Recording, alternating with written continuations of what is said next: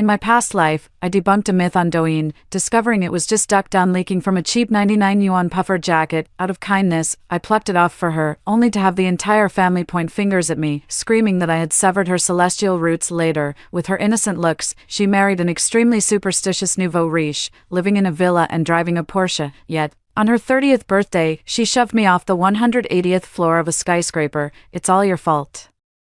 For being jealous back then and plucking my spiritual feather. Otherwise, I would have ascended to the heavens long ago, not be stuck serving mere mortals every day. When I opened my eyes again, I had returned to the year my niece was 7, watching the whole family kowtow frantically to that inflamed, festering duck feather. I smiled. Pluck it, why would I? This overwhelming fortune, this blessing of achieving immortality. Your whole family can savor it to the fullest. 1. The sensation of weightlessness crushed my organs against my ribcage, while the howling wind in my ears shrieked like tormented ghosts. I'm plummeting at breakneck speed from the rooftop of a 180-story downtown landmark. Above me, the woman in the $1,000,000 haute couture gown, the one who just pushed me, clings to the glass railing, cackling maniacally down at me. Her flawless makeup is now a grotesque mask, her eyes blazing with venomous insanity. Die, if you hadn't been so jealous back then, hadn't plucked my divine feather and severed my immortal roots, I would have ascended to the heavens long ago, commanding the very seas to bow. I was meant to be the supreme heroine of the cultivation world, not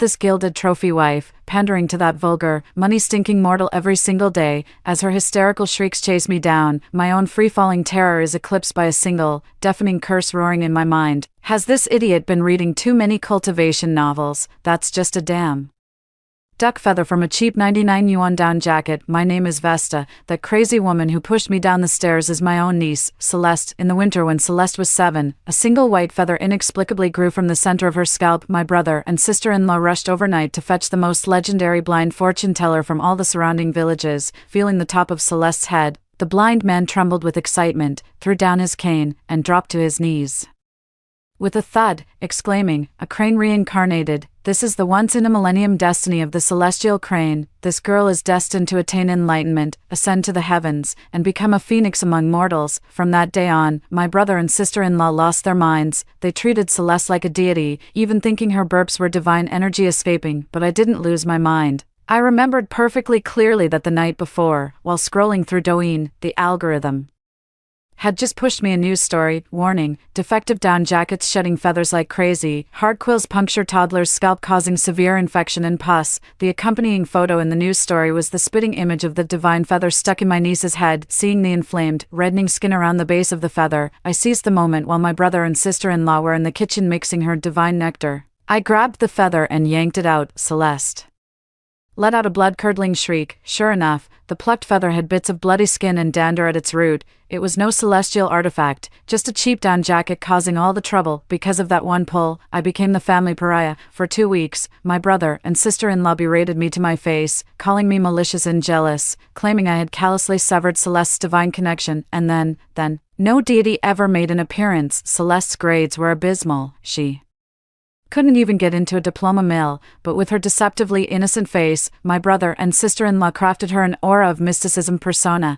and she actually managed to snag a nouveau riche tycoon, a coal mine magnate obsessed with feng shui. To the outside world, Celeste's life looks like a fairy tale, married into immense wealth, living in a mansion, driving luxury cars, the picture of glamour and success. But only I know the truth of what her life is really like in that household. That nouveau riche husband of hers doesn't love her at all. He was swayed by some blind fortune teller years ago and treats her like a living feng shui charm, a human talisman to bring prosperity and ward off evil. She's not allowed to work, not allowed to have friends. Even the color of her clothes is dictated by the almanac. While he's out there living it up, she's stuck at home, nothing more than a gilded toad on display. This utterly degrading, dehumanizing existence drove Celeste completely insane. To escape her pathetic reality, she developed a severe delusional disorder. She refused to admit she was a worthless puppet, instead frantically brainwashing herself. She was meant to be a goddess ruling all realms, and it was my malice that shattered her celestial destiny. Tonight, at this open-air restaurant on the 180th floor,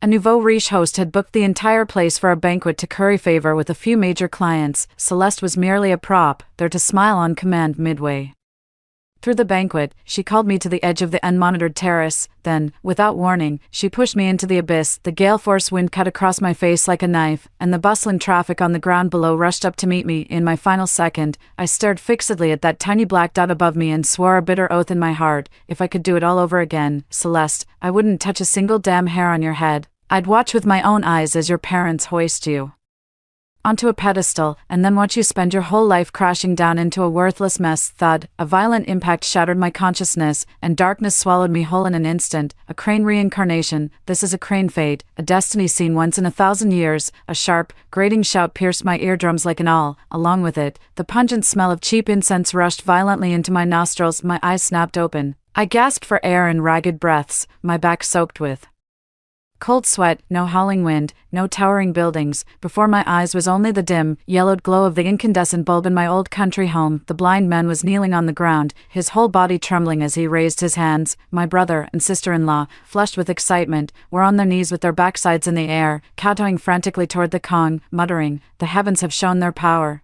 Our ancestors are watching over us," and on the Kong, 7-year old Celeste was sniffling, a single white duck feather atop her messy hair quivering slightly from the drafty window.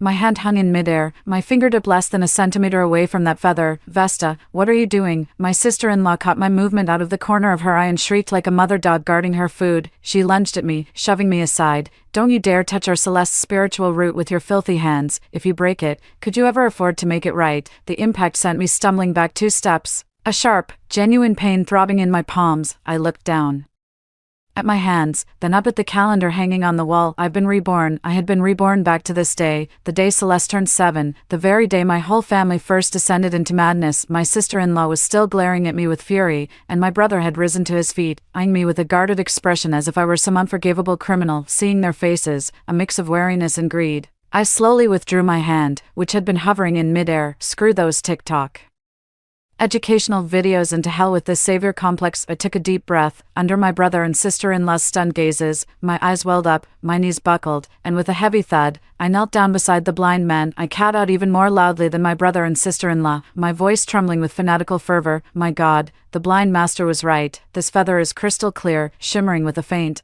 ethereal light. This is no earthly object." I lifted my head, looking at my bewildered brother and sister-in-law, my gaze as resolute as a zealot's. "Brother, sister-in-law, Celeste is going to elevate our entire family, down to the last chicken and dog. This celestial crane feather must not be plucked, absolutely not. Pluck it. Not only will I not pluck it, I'll sit back and applaud while you figure out how to worship this great Buddha. Since you're so eager to play the goddess, Celeste, I'll step aside and let you have the stage for the rest of your life. You'd better not let me down." 02. My sudden kneeling cut off the stream of curses my sister-in-law was about to unleash. She eyed me suspiciously. "Vesta, what's gotten into you? Weren't you just about to throw a fit?" I ignored her, pulled out the 1,000 yuan bill from my just-received salary, and slapped it right into the fortune-teller's palm. "Master, it was Vesta who was blind as a bat just now. Please take this money. Use it to buy the most expensive sandalwood incense for Celeste. We mustn't let her spiritual aura fade." The blind man felt the thick wad of cash, his already sightless eyes crinkling into slits as he grinned, nodding repeatedly. Of course, the Lin family girl has a profound spiritual understanding." The moment my sister-in-law saw that money disappear into the blind man's pocket, her eyes turned green with envy. She lunged at him like a starved wolf, snatched the cash right out of his hand, and let out a forced, dry laugh. "Oh, master, how could we trouble you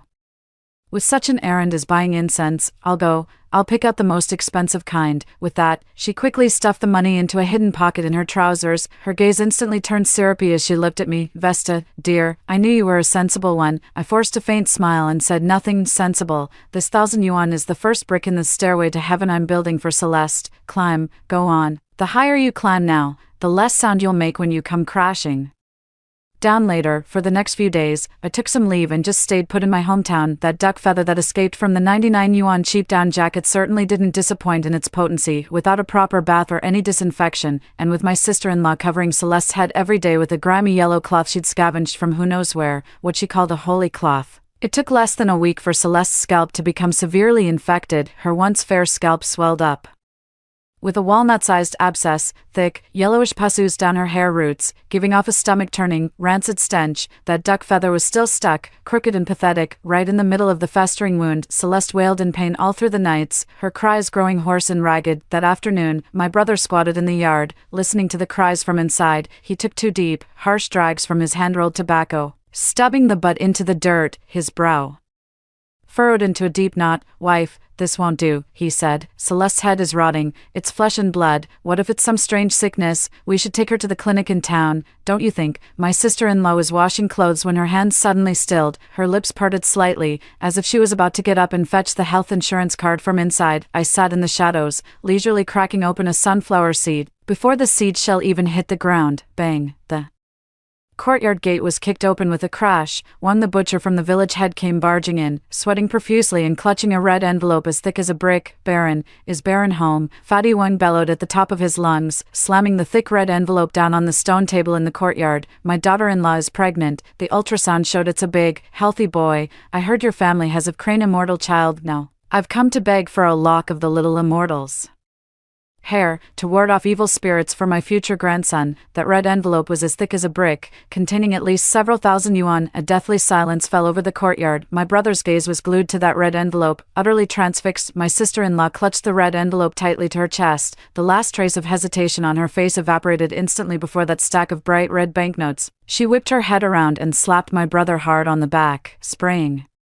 spittle as she shrieked. "The clinic, you useless fool. What do you know? This isn't some mortal illness, it's the agony of rebirth. If some quack at the clinic snips her celestial feathers with his scissors, could you ever repay our family's fortune?" Turning back, her features scrunched into a wide grin for Fatty Wang, her voice shrill with excitement. "Oh, Brother Wang, Celeste is in seclusion right now. I'll go fetch you a snip of her spiritual hair right away." I watched my sister-in law's trembling, agitated back, brushed the melon seed crumbs from my hands, picked up the enamel mug beside me, and took a leisurely sip of water. Having taken Fatty Wang's money, Celeste had effectively cut off any path to the hospital to consolidate his own standing. The blind man offered an idea. "This pus is the mortal impurity within Celeste's body. Its discharge is a good thing. Go scrape the incense ash from the censer and apply it to the wound. It will ease the pain and also fortify her immortal foundation." My brother actually went and scraped together half a bowl of incense ash. My sister-in-law pinned down Celeste's limbs with all her might, while my brother smeared that still smoldering incense ash directly onto the festering, broken skin of the wound. 7-year-old Celeste let out a piercing, shrieking scream. Her little face turned a sickly shade of purple, her eyes rolled back in her head, and her legs kicked and thrashed wildly on the heated brick bed. I stood outside the door, holding a glass of water, watching the scene unfold with cold detachment. In my past life, this very girl, who is now screaming like a stuck pig, would, 23 years later, be dressed in a $1 million haute couture gown and push me off the 180th floor without a moment's hesitation. Now, that single duck feather was finally beginning to bear its bitter fruit. "Whoa, you guys are the best. Thanks, bro, for the rocket. That's $500 right there." I cranked my phone's volume all the way up. On the screen, a hyper young guy was live streaming himself eating raw garlic. My sister-in-law had just finished smearing incense ash on Celeste. Hearing the words $500, her ears perked up instantly. "Vesta, what's this about $500? Without even looking up, I scrolled through my phone and said dismissively, "It's this live streaming thing city folks do. They just point a camera at themselves, even if they're doing something ridiculous, as long as people watch. Those rich fools in the city will send them virtual gifts. They can make tens of thousands a day." I sighed and turned off my phone screen. What a shame. Nothing interesting ever happens in our village. City folks wouldn't be interested. The room fell silent, save for Celeste's faint sobbing in the dim light. My sister-in-law's eyes shone like two searchlights. She whipped her head around and fixed her gaze on Celeste, who was writhing in pain on the Kong, her head smeared with incense ash and topped with a single duck feather. "Vesta," my sister-in-law rushed over, grabbing my arm so tightly her nails dug into my flesh. "Teach me, how do you do that live stream? Our Celeste is a living goddess. City people have never seen anything like this." 3. In the corner, the brand new backpack with Mickey Mouse printed on it, still with its tags attached, was casually tossed by my brother into a cardboard box full of junk. "Go to school. That place is filled with the foul air of mortal flesh. It'll corrupt Celeste's divine vessel." Those were my sister-in-law's exact Words, and just like that, Celeste, who should have been in second grade, dropped out of school at this moment. 7-year-old Celeste sat cross-legged in the very center of the heated brick bed. To keep the live stream from looking too alarming, my sister-in-law had gone to the village clinic and bought 2 blister packs of the cheapest amoxicillin, forcing them down Celeste's throat. The boil that was on the verge of bursting was suppressed, turning into a hard, red glowing lump. The duck feather was firmly planted in the swollen, red scalp. Under the intense beauty filter of the cheap phone, the red bump actually took on an eerie, almost talismanic quality, like a vermilion seal from some dark ritual. I leaned against the doorframe, watching my sister-in-law and the others go live. The moment my sister-in-law hit the go live button, the gimmick. 7-year-old girl channels celestial feather for online blessings, perfectly tapped into the superstitious undercurrents of a down market audience in this era of rampant online voyeurism. The viewer count in the live stream slowly climbed from a dozen or so into the hundreds. There aren't that many big spending nouveau riches. It's mostly ordinary folks coming to pray and seek blessings. Please, little immortal, bless my son so he passes the civil service exam tomorrow. Celeste, please bless my mother-in-law for a smooth surgery. Better to believe it's true. I'll send a virtual flower to catch a bit of that divine luck. System alert, Quiet Years sent Lollipop X10, System alert, The Striving Man sent Lucky Clover X1, visual effects worth mere cents or a few dollars lit up the screen in an endless stream. At first, my sister-in-law didn't know how to interact, staring at the earnings number in the bottom right corner. Her voice trembled. Celeste, quick, send some good vibes to that guy named The Striving Man, wish him safety. Celeste was running a low fever and felt completely drained, just as she was about to pout and cry. Her sister-in-law, hidden from the camera's view, pinched her thigh hard and hissed in a low voice, "Hold it in, think about that family bucket you were begging for this afternoon." The 7-year-old Celeste forced her tears back and chanted mechanically at the camera, "I am a fairy, undergoing a heavenly trial, bless uncle to make a fortune." The livestream, filled with gifts worth just a few dollars, dragged on for a full 4 hours. It wasn't until 11 at night that the sister-in-law reluctantly pressed the end stream button. The moment the live stream ended, the air in the room seemed to freeze. My brother leaned in, a callous finger tapping the screen, his voice hoarse. "Wife, 2,800, we made $2,800 in one night." My brother breaks his back hauling bricks on the construction site all day for just 120. My sister-in-law slumped onto the edge of the Kong, gasping for air, her eyes glued to that string of numbers. A low, unsettling chuckle burst from her. "Baron, we've hit the jackpot. As long as this hair on Celeste's head stays put, we can make $100,000 a month." She whirled around, looking at Celeste as if she were a golden goose. "Celeste must be tired, right? Mom will go to town tomorrow and buy you KFC fried chicken legs." The words were left unfinished. 7-year-old Celeste felt an itch on her head and reached up to scratch the swollen, red bump. A faint, soft asterisk. Plop asterisk sounded. The duck feather, which had been subdued by anti-inflammatory medicine for days and was already teetering on the edge of its scab, fell straight onto the Kong mat, taking a small piece of withered blood crust with it. On Celeste's scalp, a small, pale bald patch was now exposed. A deathly silence filled the room. "It's over." My brother's legs gave way, and he knelt on the ground, his eyes fixed and staring at that duck feather. "The magic root is broken. 2,800 yuan, gone." My sister-in-law slumped onto the edge of the Kong, watching the feather on the floor as tears streamed down her face. It wasn't heartbreak for her daughter, but for the loss of that cash cow. A deathly silence filled the room. 7-year-old Celeste glanced at the real duck feather that had fallen on the Kong, then looked over at the new Mickey Mouse backpack in the corner. Her bright, dark eyes darted back and forth as her little mind raced through a quick calculation. Without this feather, she'd have to carry that tattered backpack to the village school tomorrow morning, get her palms wrapped with the teacher's pointer, and recite the multiplication tables. No smartphone to play with, no KFC to eat, and even the chubby kid next door wouldn't be bringing her tribute of chocolate anymore. She absolutely refused to go back to that mundane life. Under the stunned gazes of me and my brother and sister-in-law, 7-year-old Celeste slid off the heated brick bed in a flash. Without even putting on her shoes, she ran barefoot to the wardrobe. She yanked out that cheap, already torn down jacket and rummaged inside with her small hands. With a determined tug, she pulled out a single, long, stiff white goose feather. Then, with practiced ease, she slid open the TV cabinet drawer and fished out the tube of super glue my brother usually used to fix his shoe soles. Asterisk whack. Asterisk. A single white goose feather and a tube of super glue were slapped down in unison by a pair of 7-year-old hands onto the Kong table right in front of my brother and his wife. "Celeste, what are you doing? Her mother-in-law was stunned, even forgetting to wipe her tears. Mom, stick it on for me. 7-year-old Celeste pointed at the freshly scabbed, still oozing bald patch on her head. Her voice was childish, yet carried a chilling, matter-of-fact boldness. Use the glue to stick this fake hair on. My brother gasped sharply. Celeste, are you insane? That's super glue.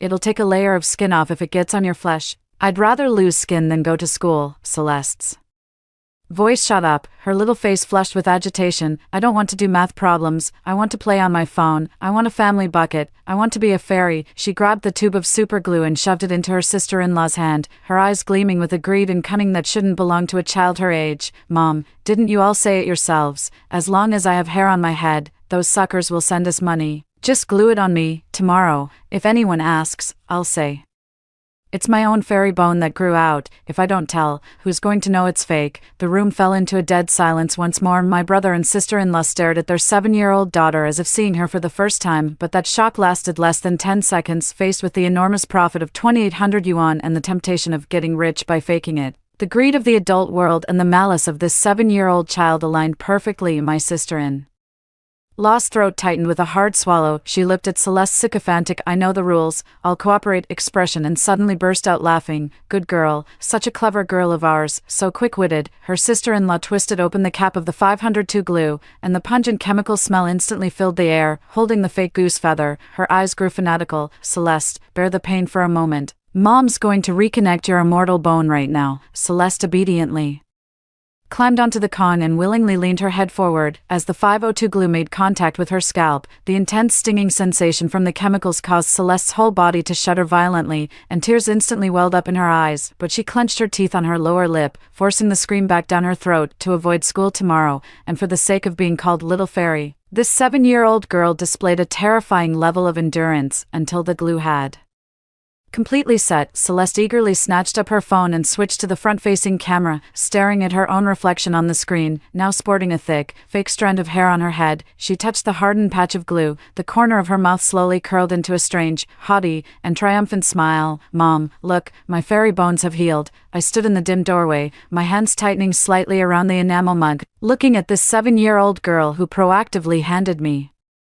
the superglue. I suddenly felt a sense of release. In my past life, when she pushed me off the 180th floor, I still thought she had been driven mad. It's clear now that she's been a rotten piece of work since childhood, willing to sacrifice even her own flesh and blood for personal gain. No one needed to tempt her. What grows from this soil is the flower of evil by nature. I took a sip of the now lukewarm tea. The real show has officially begun, for 12 years later, a black Porsche Panamera rolled over the newly paved asphalt road at the village entrance and came to a stop in front of an outrageously gaudy 3-story European-style mansion. 2 massive white marble lions flanked the entrance, above which hung a golden plaque inscribed with Xianhe Hall. I pushed the car door open and stepped into the courtyard in my high heels. The courtyard was hazy with incense smoke. Several well-dressed city businessmen were kneeling on prayer mats, kowtowing. My sister-in-law, a thick gold chain, thicker than a finger, hanging around her neck, beamed with a ruddy glow as she clutched a thick stack of red envelopes. Well, if it isn't Vesta, my sister-in-law sashayed over with exaggerated flair, her eyes sweeping over my Porsche with a nouveau riche air of superiority. It's been over a decade. You've finally managed to buy yourself a decent car, huh? So, have you finally come to your senses and decided to visit your dear niece today? I took off my sunglasses, glanced at her outfit, and let out a soft chuckle. That's right, sis, just thought I'd drop by and see if your little get-rich-quick scheme has managed to scale up and thrive. Her face stiffened, the smile freezing in place. Just then, my brother waddled out from the main hall, his beer belly leading the way, twirling 2 strands of small-leaf sandalwood beads in his hand. No, Vesta, enough with the sarcasm. Perfect timing, you're back. Celeste is at a critical juncture for her ascension, master. Blind found a great immortal cultivator from the provincial capital to refine a supreme-grade mud pill for her. It costs 10 million, we're still 2 million short. Since you can afford a car like that, you can cover the difference. Once Celeste ascends, she'll take you straight up to the heavenly court and get you a position as a lady official. 10 million, I feigned surprise, raising an eyebrow. Bro, do the gods use Alipay too? Spending 2 million on a mud ball, doesn't the Celestial Price Control Bureau have anything to say about this? What nonsense are you spouting? My brother snapped, flustered. That's an elixir that can grant physical ascension to sainthood. Who is making such a racket outside? You have disturbed my meditation. A pretentious, drawn-out voice drifted from the main hall. I turned to look. On a carved rosewood daybed, 19-year-old Celeste was reclining lazily against golden silk cushions. She was draped in an excessively intricate silk robe, while a devotee beside her respectfully fed her imported Chilean cherries with a silver pick.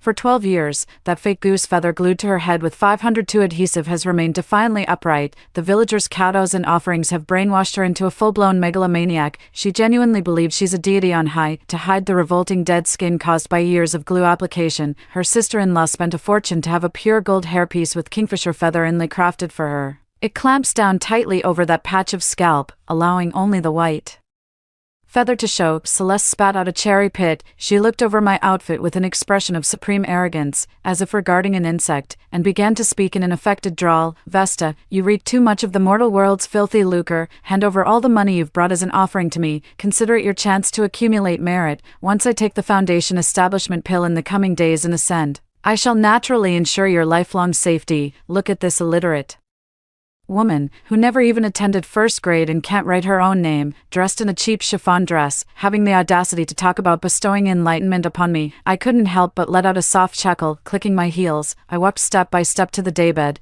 I pulled a gold-embossed business card from my bag, held it between two fingers, and casually tossed it into the sterling silver fruit dish in front of her. A $2 million mud ball. How utterly provincial. Ignoring my brother and sister-in-law's murderous glares, I looked down at the 19-year-old man-child. This is the business card of Mr. Chi, the richest man in the provincial capital. He's been diagnosed with a terminal illness and is scouring the world for a genuine immortal, ready to donate $500 million to build a Taoist temple for good karma. $500 million, my brother and his wife gasped, their eyes instantly turning bloodshot as they fixed a death stare on the business card lying on the fruit platter. What a pity, though. I shifted my tone, my voice dripping with utter mockery. Mr. Chi says there are too many frauds these days. Anyone meditating behind closed doors is just a charlatan. A true celestial maiden must perform her rites atop a famous mountain peak, summoning heaven and earth to bear witness with miraculous phenomena. Your so-called crane hall is, at best, a third-rate troupe from the sticks. I turned to look at Celeste, who was trembling with rage, my gaze settling on the heavy golden crown atop her head. Celeste, it's been 12 years, and you haven't even stepped out of this courtyard, have you? Forget about reaching for the moon in the heavens. You probably don't even have the nerve to stand somewhere high and feel the breeze. Hiding behind that heavy, stifling pure gold crown is just a facade. You're nothing but a fraud who can only play tricks on mere mortals. How dare you? The word fake was the final straw for Celeste. She shot to her feet, kicked over the sterling silver fruit bowl, and shrieked hysterically, I am the sovereign of all seas. True gold fears no fire. Father, go to the Chichia mountain viewing platform right now and build me a celestial altar that reaches the heavens. I shall hold court there and preach the Tao. I will show this money-grubbing mortal and every tycoon in the provincial capital what true ascension in broad daylight looks like. My brother and sister-in-law didn't try to stop her. On the contrary, utterly intoxicated by the tantalizing bait of $500 million, they lost all reason and nodded frantically. Yes, let's go to Chichia Mountain and build the grandest stage. We'll make every business magnate in the province come and kneel before our Celeste. The fish had taken the bait, and it was hooked good and proper. Watching this deranged family of three, I didn't utter another word. I opened my wallet, pulled out 200 yuan, and tossed it dismissively next to the fruit platter lying in disarray on the floor. Brother, sister-in-law, take this money and buy a couple of gin of good meat in town. I closed my wallet with an air of indifference. After all, we're family. I came back today to visit our parents' graves and thought I'd stop by to see you. It's the least I can do as your sister. The 15th, at Chichia Mountain, Auntie will be waiting to witness your grand, earth-shattering ceremony. I put on my sunglasses, turned, and strode purposefully out of the villa's front door. With a stomp on the accelerator, the Porsche roared to life with a deafening growl, tearing away from that foul-smelling quagmire. In the rearview mirror, the villa grew smaller and smaller. I've already picked out the perfect spot for you, the 30-meter-high Chichia Mountain viewing platform. Don't you dare let me down. Half a month later, the outskirts of the city, Chichia Mountain. The 30-meter-high cliffside observation deck was a roaring sea of people. That gilded business card, emblazoned with richest man in the provincial capital, had completely unleashed my brother and sister-in-law's greed. To seize this unimaginable fortune, they spared no expense, erecting a 3-meter-high wooden altar right on the very edge of the precipice. I parked my Porsche on the winding mountain road opposite, rolled down the window, and raised my binoculars. The observation deck was packed to the rafters. Among the crowd were the terminally ill tycoons and coal bosses who had been duped into coming, along with the fanatical believers who had placed their unwavering faith in the Crane Hall for the past 12 years. Overhead, several high-definition drones, brought by wealthy attendees, were broadcasting this divine manifestation live from every possible angle. At the foot of the altar, my brother and his wife were beaming with delight. Their disciples were frantically stuffing the checks and bank cards handed over by the wealthy into red and white striped plastic bags. Up on the 3-meter-high altar, 19-year-old Celeste sat cross-legged at the very edge of the cliff. She wore an elaborate silk Taoist robe and a heavy, ornate hairpiece of pure gold inlaid with kingfisher feathers, her eyes tightly shut. The mountain wind whipped her sleeves, snapping them loudly. Below her lay a sheer drop of dozens of meters, ending in jagged, treacherous rocks. My brother and his wife had it all figured out. Celeste would sit there meditating for 2 hours, playing the part of the profound mystic. Once enough money had been collected, they'd use the excuse that the winds are unfavorable today, the celestial spirits cannot descend, and help her down. With the cash safely pocketed, they'd buy plane tickets and vanish overnight. The seconds ticked by. Seeing the burlap sack was nearly full, sister-in-law rubbed her hands together with satisfaction. She walked to the base of the altar and called out in a hushed voice, "Celeste, the time is almost right. Show us a couple of your divine seals, and Mom will help you down for some seafood." On the altar, Celeste did not move. She slowly opened her eyes. 12 years of being kept like livestock, 12 years of receiving kowtows from followers. She had never spent a day in school. Her mind was filled only with the myths she had spun for herself. She looked down at her parents below, their faces etched with greed, and then at the wealthy merchants kneeling on the ground, reeking of money. She had truly believed that if she stood high enough, if enough people kowtowed to her below, she could shatter the void itself. The words, "a fake who can only play God in front of mere mortals," were like a poison thorn lodged in her pitiful pride. "Celeste, what are you doing just standing there? Get down." My brother, sensing something was wrong, stepped forward. Celeste ignored her frantic parents below. She rose slowly and walked step by step to the very edge of the altar. The tips of her toes now hung over the 30-meter abyss. This mortal realm is filthy, reeking of greed and corruption. Celeste lifted her head high against the biting mountain wind, her arms spreading wide. Her ethereal, almost morbid voice, amplified by the drone's microphone, echoed across the entire viewing platform. "Today, I shed this mortal coil and return to the 9th heaven. All seas, bow before me." Hundreds of wealthy patrons and devotees below trembled with fervor, shouting, "The immortal maiden has manifested," as the thunderous sound of their kowtows filled the air. "Celeste, are you insane? Don't move." Her sister-in-law finally realized what was happening. With a shriek so piercing it cracked, she dropped the burlap sack stuffed with cash and scrambled desperately toward the altar. There's no time. In this moment held in the breath of the crowd, 19-year-old Celeste, armed with the absolute arrogance accumulated over 12 years, leaped from the cliff without a moment's hesitation. Everyone lifted their heads, holding their breath, awaiting the divine spectacle of the celestial crane soaring into the heavens. But the force of gravity delivered the most resounding slap in the face to this 12-year-long deception. There was no soaring through clouds,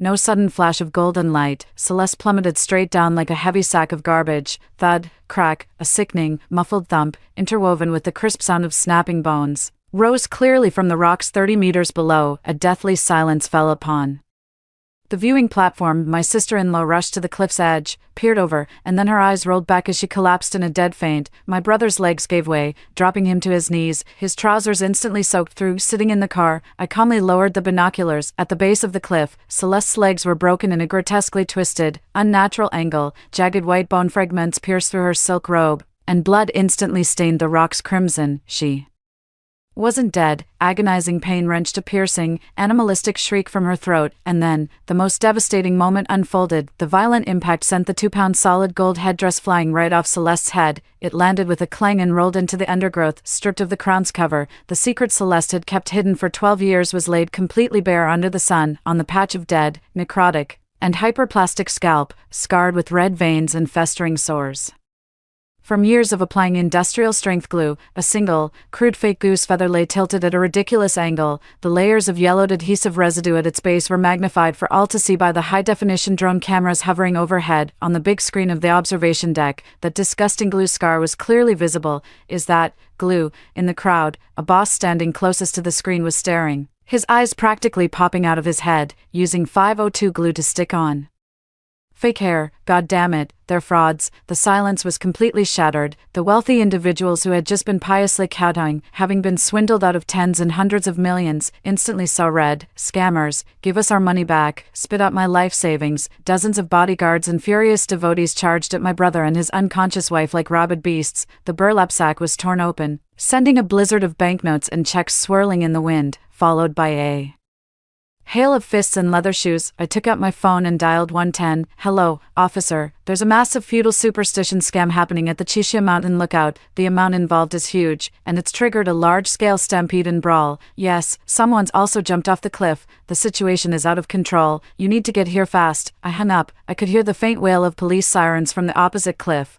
my brother's blood-curdling screams, and Celeste's heart wrenching wails echoing from the ravine below. The celestial altar built over 12 years came crashing down, shattering into pieces. I stepped on the gas, and the black Porsche glided smoothly into the downhill curve. The ascension is over. Now, it's time to deliver the final awakening gift to that fairy with the broken legs. Clink. This victory toast, I, the editor-in-chief, will drink it down first. From the initial plucking of feathers, to the creation of a deity in the middle, to the shattering fall from the cliff's edge. Now, we have finally arrived at the final act of this grand revenge drama, adding insult to injury. For a man who has believed himself a god, steeped in arrogance for 12 years, physical ruin is merely the beginning. The collapse of his faith is the true hell. Come, the grand finale of Chapter 6, a relentless, high-octane ride from start to finish, every word a sharpened blade, leaving no room for mercy. 3 months later, Provincial First Prison. Affiliated Mental Health Center. Click, click, click. The sharp, crisp sound of high heels echoed down the corridor, thick with the pungent smell of disinfectant. Dressed in a crisp, tailored white suit, I pushed open the heavy iron door to the intensive care unit. The whole province was rocked by the fiasco at Chishia Mountain. My brother and his wife were convicted of massive fraud, practicing medicine without a license, and organizing superstitious gatherings involving over 20 million yuan. With the combined sentences, even their money for lawyers was frozen. They each got 20 years. They'll be spending the rest of their lives in prison, working the sewing machines until they burn out. And Celeste, having suffered severe brain trauma and extreme psychological shock, was brought here, in the center of the hospital room. 19-year-old Celeste was tightly strapped to a wheelchair. That jump from Chishia Mountain had spared her life, but left her with legs shattered beyond repair. Both amputated below the knees, the empty pant legs of her hospital gown hung limply over the footrests. To clean her wounds, the doctors had shaved her head. The secret she had kept for 12 years was now laid bare under the stark fluorescent light, a disgusting, necrotic scar the size of a coin, lumpy and uneven from years of applying superglue, the tissue utterly dead and overgrown. At the sound of the door opening, the catatonic Celeste slowly lifted her head. The moment she saw me, a profoundly twisted light suddenly flared in her clouded eyes. Why, you insolent mortal, she thrashed violently, trying to kick at me with her mangled stumps, her voice a slurred, guttural roar. How dare you imprison this deity in a celestial dungeon? Once my divine power is restored, I shall summon the 9 heavens' profound thunder to blast your very soul to oblivion. I pulled over a folding chair and sat down 2 meters in front of her. I looked at this lunatic, legless, with festering sores on her scalp, yet still lost in her fairy tale delusions. I felt no mockery, only the certainty that after 12 long years, the trap was finally ready to spring. I opened my limited edition Hermes handbag, took out a clear plastic Ziploc bag, and tossed it onto the stumps of her thighs. Inside the bag was a single sheet of color-printed paper, sealed in laminate. Celeste, 12 years is enough. Time to wake up from the dream. I leaned back in the chair, my voice utterly calm, devoid of any ripple. Take a look at what's on it. Celeste stared at me, unblinking, for several long seconds before slowly lowering her head, her gaze settling on the paper. It was a screenshot of a Taobao purchase order from 12 years ago. The product name read, "Clearance sale children's thickened down jacket, guaranteed refund for poor quality / leaking feathers, price, 99 yuan. The order date was precisely 1 month before she turned 7, the month before the divine feather sprouted from her head. Celeste froze. She was barely literate, but she could understand the picture of the down jacket and the messy pile of white duck feathers beside it. Does that feather look familiar? I watched her expression instantly solidify as I mercilessly sliced through the illusion she had clung to for 12 years. What grew from your head was never any divine feather. It was just a coarse, quill-like duck feather that worked its way out of this cheap, 99 yuan piece of junk. You're lying. You're deceiving me. Celeste shrieked like a chicken with its neck stepped on. My celestial bone sprout is real. It grew on its own, my devotees have all bowed before it. When you were 7, the duck feather fell off on the Kong because it festered. I ignored her impotent rage and coldly recounted the filthiest secret from 12 years ago. It was your mother, my sister-in-law, who dug out a fake goose feather from a down jacket and glued it to your scalp with a tube of 502 super glue. Celeste's breath hitched violently, her pupils contracting sharply. No, that's not true, she shook her head.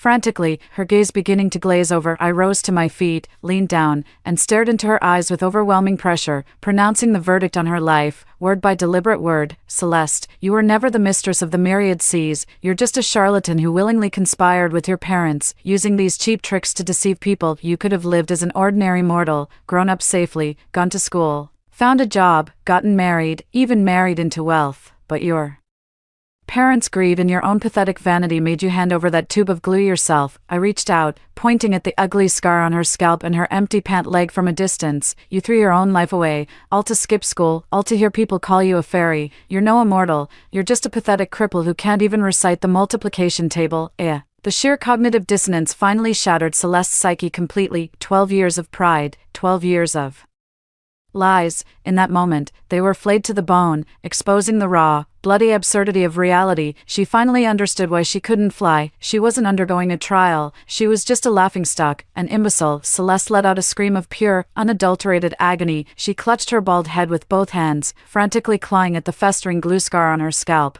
as if she could tear that mark of shame right out of her skull. I'm just a mortal, I'm a cripple, it was just a duck feather. Blood streamed down her face from between her fingers. She writhed in her wheelchair like a dying maggot, saliva and tears mingling together, utterly insane. I watched the scene coldly until I heard the hurried footsteps of doctors and nurses echoing from the corridor. I straightened up, smoothing out the non-existent wrinkles on my suit jacket. I turned and pushed open the heavy iron door of the hospital room. At the end of the corridor, a shaft of brilliant sunlight pierced through the glass, spilling onto the reflective floor tiles. Behind me was the sound of Celeste's desperate, frenzied screams, but I strode into the sunlight without a backward glance, leaving his personal hell behind. See, in this life I haven't been jealous of you, haven't plucked your divine feathers, nor severed your immortal roots. It's just that I haven't seen you ascend to immortality this time around. The end. Story 2. My sister-in-law saw a video of a girl smashing a luxury boutique counter, claiming it was due to her bipolar disorder. The girl's mother ended up paying for the damages and the jewelry, which made my sister-in-law incredibly envious. She decided to copy the stunt, tricking me into going to a luxury store and demanding I use my daughter's tuition money to buy her jewelry. When I refused, she flew into a rage and smashed the counter, causing extensive damage. My husband knelt and begged me to pay compensation. My heart softened, and I used all my savings to keep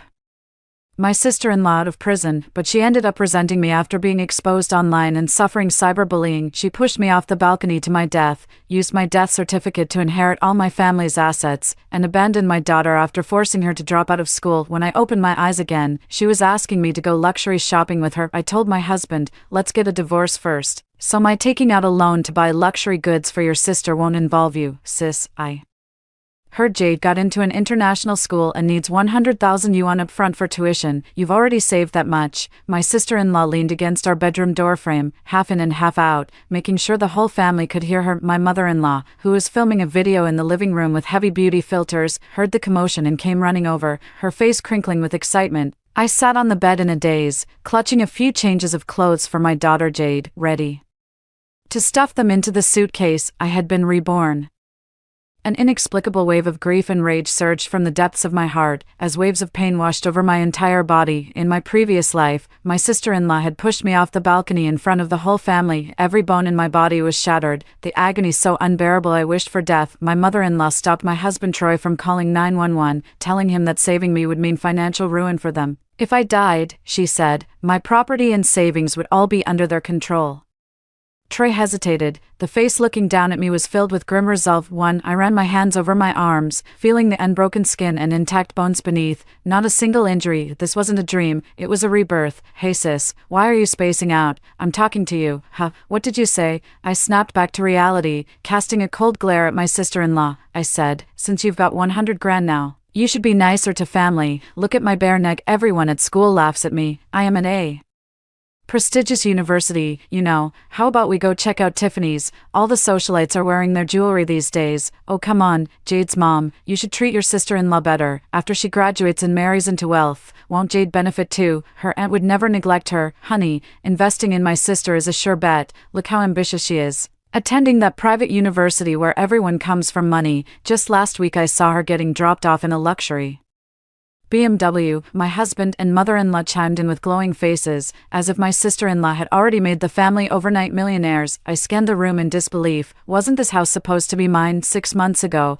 They'd buried themselves in debt just to buy her admission into that private college. We moved from our rural hometown to the city where my husband and I are building our lives later. My mother-in-law used taking care of us as an excuse to forcefully dismiss the nanny I hired for our daughter Jade. She then asked us for 5,000 yuan each month for living expenses. Little does she know that her son has been unemployed for 6 months, spending his days shuttling our daughter Jade to and from school before just lounging around at home. Ever since my mother-in-law moved in, my husband still puts on this charade of going out and killing 8 hours before coming home. His family is under the impression he has a job, and from his bragging, they believe he's making good money. At first, I was just exasperated, thinking he was too proud to be honest even with his own family, but as time went on, his family started giving me more and more disapproving looks. My mother-in-law keeps making snide remarks about me spending her son's money every weekend. My sister-in-law barges into my house, heads straight to my room, and takes any makeup or handbag she fancies without even asking. She claims it's her brother's hard-earned empire, and she's entitled to half of it. Seeing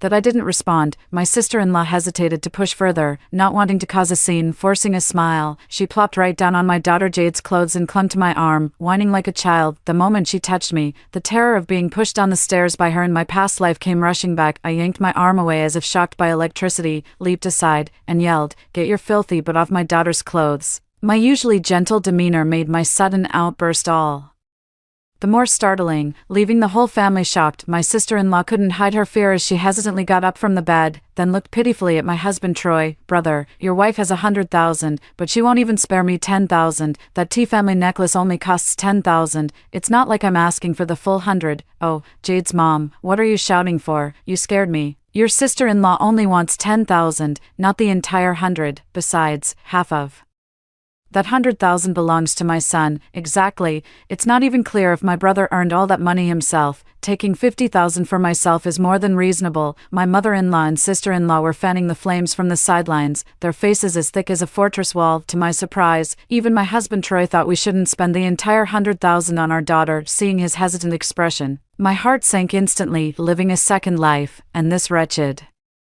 man hasn't changed one bit. I tossed my daughter's clothes back into the washing machine, quickly hiding my look of disgust as I turned away. How could I possibly let your sweet dreams go unfulfilled? After all, thanks to you heartless snakes, I've had to live through this twice with all my memories intact. My husband Troy thought I was reluctant, so he reached out to pull me with an ingratiating look on his face. I understood what Troy meant. On one hand, he wanted me to save face for him. On the other hand, he also wanted me to help him cover up the truth about his unemployment. Effortlessly, I put on my usual easy-to-push-over expression and said to the whole family, "It's not that I'm unwilling, but my sister-in-law asked too late. I just paid Jade's tuition today, 3 years worth all at once." "What? 3 years? So you had 300,000?" With an air of pure innocence amid everyone's shock, I told them I'd paid 300,000 up front for my daughter, and watching their reaction, you'd think I'd stabbed them in the heart. My husband Troy was the most shocked. He knew he hadn't worked for 6 months, and my income alone had to cover the mortgage, car payments, and our daughter's steep tuition fees. He had no idea I could come up with 300,000 yuan all at once. His eyes widened in disbelief as he stared at me and asked, "Honey, where did you get 300,000 yuan? I took out a loan." Our neighbor downstairs referred me to a lending company. They're super efficient. After the review, they directly deposited 200,000 yuan, combined with the 100,000 I already had. That's just enough, right, sis? Jade's just a girl. Paying 300,000 in tuition all at once for her is such a waste. That's right, daughter-in-law, there's no need for a girl. Why don't you ask the school if they can refund it? Oh, so girls aren't worth investing in. Troy, what do you think? My mother-in-law cut me off and had the nerve to say, "Since it's so easy to get a loan, why don't you take out some more and Buy your sister that T-brand necklace she wants first. My husband Troy was still reeling from the shock of the 300,000, and now he was stunned by my loan situation, startled by my sudden shout. He nearly stumbled, his face turning ashen as he was about to explode in anger, only to be cut off by my mother-in-law. Mom, do you even realize that if we can't pay back that loan, we'll lose this house? My husband finally exploded in rage, his neck veins bulging and eyes bloodshot as he screamed at my mother-in-law, who had never been treated like this before. Immediately deflated, she glanced back at my sister-in-law and started muttering under her breath, I didn't think that far ahead. Besides, even if loan sharks came to repossess the house, your in-laws wouldn't just stand by and do nothing, would they? My sister-in-law seemed to take the hint and immediately caught on. Oh, sis, I just wanted to invite you for some window shopping. We don't actually have to buy anything. I noticed you've been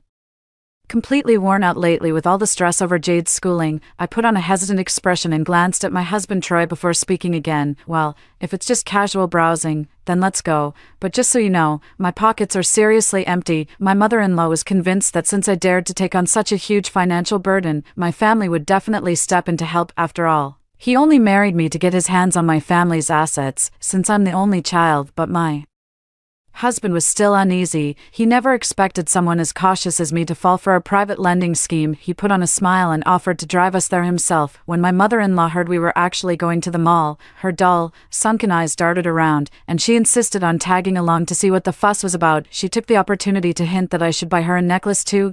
I followed the family into the mall with a cold sneer, my sister-in-law heading straight for the Tiffany counter with clear intent. As an only child from a well-off family, my unfamiliarity with such luxury malls was almost pitiable. Hurry up, sis, this is the place. All the popular girls at my school have one. The sister-in-law's greedy stare was downright terrifying. The sales assistant at Tiffany's saw this large family suddenly walk in and immediately came over to greet them, thinking it meant business. Especially the sister-in-law, who was decked out head to toe in designer labels. She clearly looked like a potential big spender. Sis, look, this is the Smile necklace. It's one of their classic pieces, and this bracelet would go perfectly with it to make a set. Oh my, you have such exquisite taste. All the pieces you've selected are our most popular designs. One can tell you're quite the luxury connoisseur, for someone as elegant as you. This limited edition ring would be the perfect complement. There are only 3 in the entire country, and this is the last one in our store. The sales assistant's expertly crafted flattery clearly hit the mark. A smug expression spread across the young woman's face. She'd never felt so validated before. She tilted her chin even higher with newfound pride. She then pointed her crimson manicured finger at the limited edition ring,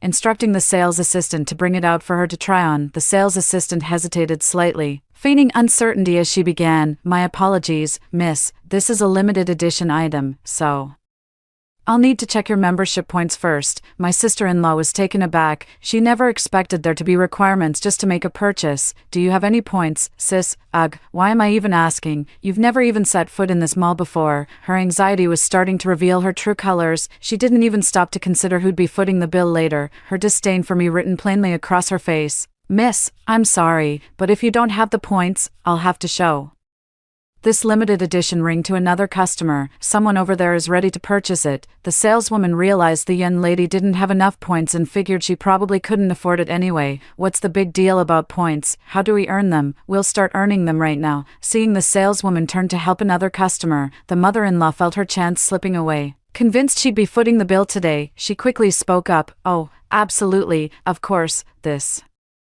limited edition ring itself is 98,000, and you'll need 100,000 points, so roughly 200,000 in total to get it. I sneered behind them. What a coincidence. Exactly 200,000, the same amount I lied about taking a loan for. My mother-in-law glanced back at me with a troubled expression, but just as she was about to speak, my sister-in-law cut her off. Sis, just call the school and withdraw 200,000 from the tuition fees. Jade can pay year by year. It won't affect her studies. Why keep so much money tied up at the school anyway? The husband turned pale with shock at his sister's words and immediately tried to stop her. 200,000? How could we possibly have that much? Before he could finish, his mother quickly pulled him outside the shop, her face full of cunning. Silly boy, your wife spent 300,000 on that worthless girl's tuition. Jade is just a child. But your sister is different. If you buy this for her today and she marries into a wealthy family, you won't need to work anymore. Her husband could easily give you a leg up, you could start your own company and be the boss, then your mother could finally rest easy. But Mom, is this really feasible? Would anyone actually be interested in my sister? Didn't you say a man driving a big BMW brought your sister home the other day?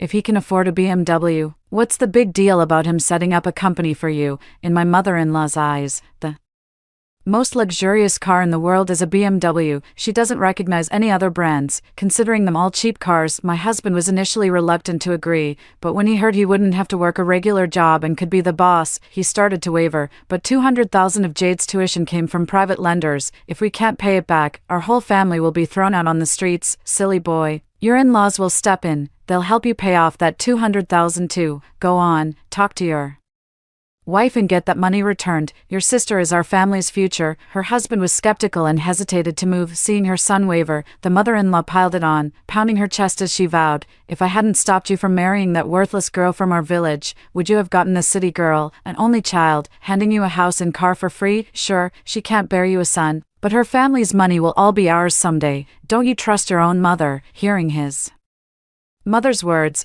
my husband realized that despite being unemployed for 6 months, we could still afford a live-in nanny. He became even more convinced that his mother was right. Without a shred of hesitation left, he turned back into the store to pressure me into buying luxury goods for his sister. The mother and son had their schemes all figured out, but when they returned, the scene before them nearly scared them to death. They saw the sister-in-law wildly swinging a store chair at the counter, causing chaos among everyone inside. A few pretty female staff members wanted to step in and stop her, but with the sister-in-law smashing the counter glass and sending shards flying, no one dared to approach. A woman who appeared to be the store manager rushed over, grabbed my arm, and pleaded with a pale face, isn't this young lady with you? You need to stop her. How are we supposed to explain this destruction? I watched the scene with detached amusement, brushing off the shop assistant's hand as I replied contemptuously, what do you need to explain? Did you break anything? She's a legal adult, 18 years old with full civil capacity. Hearing this, the store manager's pale complexion gradually regained some color. What do you mean? She's armed with a weapon. You've done all you can. Call the police and file a damage report. Is that still not clear? The manager was probably too terrified to process what was happening. Hearing this, she tremblingly pulled out her phone to call the police. I slowly backed out of the shop. This was none of my business. Just then, my mother-in-law, who had just dragged my husband outside to scheme against me, rushed over screaming, grabbed me, and raised her hand to strike. I'd endured that slap in my past life. This time, I easily dodged it, anticipated her next attempt to claw at me, and ducked behind my husband. Seeing she couldn't hit me, my mother-in-law charged back into the shop to stop my sister-in-law. My sister-in-law had already been thoroughly swayed by the online news. She was convinced that if she made a big enough scene, I'd pay up, and not just for one piece of jewelry. I watched coldly through the glass as she frantically swung a chair, targeting only the most expensive jewelry, especially the limited edition display case. As if that wasn't enough, she cranked the beauty filter up to maximum. I scoffed. Breaking the law wasn't sufficient. She had to publicly shame herself online too. My mother-in-law hadn't seen the news reports. All she knew was that the house was truly beyond saving this time. Crying and pleading, she tried to stop my sister-in-law, who was completely hysterical, thinking it was a shop assistant pulling at me. I impatiently kicked them away. Only when I heard a cry of pain did I turn to look. It was my own mother, but I showed no intention of stopping. Instead, I started smashing things even more violently. My mother-in-law was badly hurt by that kick, clutching her stomach and howling in pain. She lunged at me again. You good-for-nothing woman, why didn't you stop her? How could you just let your sister-in-law smash things like that? Oh dear, we'll never be able to pay for all this damage. My husband turned back and started blaming me too. That's right, Mom and I were only gone for a moment. How could you let little sister cause such a disaster? Oh, what were you and Mom doing just now? Going to the bathroom together. Did you sneak out when you saw it was time to pay? What nonsense are you talking? Hurry up and go get our daughter out of there, as usual. My husband was just bossing people around without any intention of going in to handle the situation himself. Honey, how could I dare? She just kicked your mom a moment ago. Now I see this family's true colors. They can't stand to suffer the slightest loss. At that moment, all the staff retreated, shut the glass door directly, and pulled out their phones to start recording. The crowd kept growing, and some thrill seekers even started live streaming on their phones. This incident generated tens of Thousands of visits in just a few minutes. My sister-in-law has gone viral. Then a squad of police officers charged through the crowd and forced the door open. My sister-in-law was so caught up in smashing things that she didn't even notice the police had arrived. He swung around with a chair to attack the officer, but got knocked out cold by a stun baton. She lunged forward, and the shattered glass on the ground tore her pretty face to shreds. Ignoring the pain, she shrieked in a shrill voice, "Sis, get the money now, or none of us are getting out of here." I'm standing here with my arms crossed. Why would I run? Not only am I not running, I'm going to make sure you get arrested. An officer wearing a body camera approached the elderly woman, causing her to stumble backward in fear. "Are you her mother? We're taking your daughter into custody." The police, directed by the store manager, learned that we were the sister-in-law's family, but it made no sense for a mother to come looking for her daughter-in-law like this. Even the officers grasped that basic logic, yet my mother-in-law remained clueless. "Don't arrest my daughter. My daughter-in-law has money, just make her pay for it." My mother-in-law, who had been trembling in fear moments earlier, now boldly demanded that I, the outsider, come up with the money, just like her sister-in-law. She was convinced that I was definitely getting this money today. The sister-in-law had already been subdued and taken away. As she passed by me, she actually had a face full of smugness and contempt. "Son, hurry up. Tell your wife to get the money. Your sister is still a student. She can't be taken in." Seeing me standing by indifferently like an outsider enjoying the show, my mother-in-law flew into a rage and shoved my husband. Although my husband was determined to milk my family dry, even he didn't expect his sister to pull such a stunt. He had no idea exactly how much the compensation was, but he knew it had to be a substantial amount. My husband stood trembling, at a loss for words, while my mother-in-law grew so frantic she raised her hand to strike me again. I'm no pushover either. This time I didn't rely on my useless husband. I went straight to the police for protection. The officer sharply ordered my mother-in-law to back off and warned her again not to lay a hand on me, or she'd be arrested too. After being yelled at by the police and unable to reach me, my mother-in-law stomped her feet in frustration right where she stood.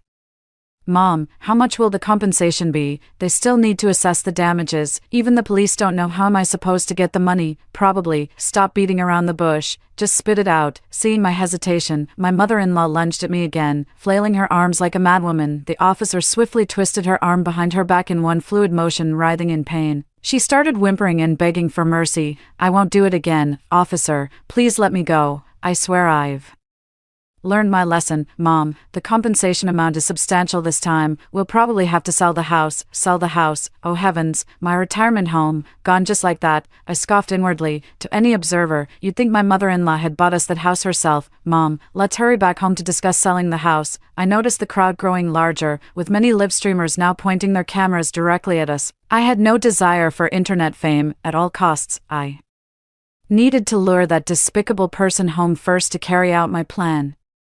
Little did I expect, my husband had also noticed the numerous cameras, and their numbers were steadily increasing. He pushed past his mother and threw himself to his knees before me in a desperate slide. Clutching my legs, he begged pitifully, "Darling, we're family. You can't just abandon us. You have that 300,000 saved up. Please, I'm begging you, have mercy on our family." I was stunned, and above all, I knew how terrifying public opinion could be, so I didn't argue back on the spot, and I didn't say I wouldn't take care of it. Now my husband is shamelessly kneeling in front of me, using a retreat to advance strategy, coming right out and saying I have 300,000. Isn't that just forcing me to dip into Jade's tuition money? Those bystanders filming skits, even if they knew the truth, would think there's no viral potential in it and wouldn't possibly tell it like it is. They were all getting worked up, hoping to see me refuse so they could make a big deal out of it. I lowered my head with a cold laugh. I'd seen these cheap tricks in my last life. This time around, you won't get the chance to control me. When I looked up again, my face was streaked with tears, and I began my performance for the crowd, full of faint grievance. Every family has its own struggles. What people don't know is that my husband hasn't worked for 6 months, and I'm supporting not just our daughter and him, but also my mother-in-law and sister-in-law.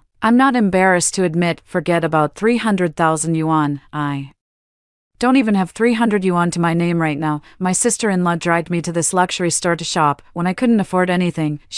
I was about to say more when my mother-in-law, seeing how bad this looked, stopped making a scene. Furious, she kicked my husband and pulled me through the crowd to hurry home. When we got home, our daughter Jade had already found out online about what her aunt had done today. She asked concernedly what had happened, but my mother-in-law tried to Take her anger out on our daughter, you little brat. If it weren't for you insisting on attending that fancy private school, would your aunt be unable to afford a necklace? As she spoke, my mother-in-law reached out to hit my daughter, while my husband acted as if he saw nothing and made no move to protect her. I grabbed a chair and hurled it directly at my mother-in-law. The kick my sister-in-law gave my mother-in-law earlier had already been quite severe, and now with my chair strike sending her crashing to the ground, she was howling in pain and nearly passed out. Son, your wife is trying to beat me to death. She has no conscience. Striking an elder will bring down heaven's wrath. My anger still burning, I didn't let my mother-in-law finish. I stepped forward, grabbed her by the arm, and started dragging her forcefully toward the door. Beating you outside is illegal, but at home, as long as I don't kill you, I'm not breaking any law. Hearing his own mother's wails, my husband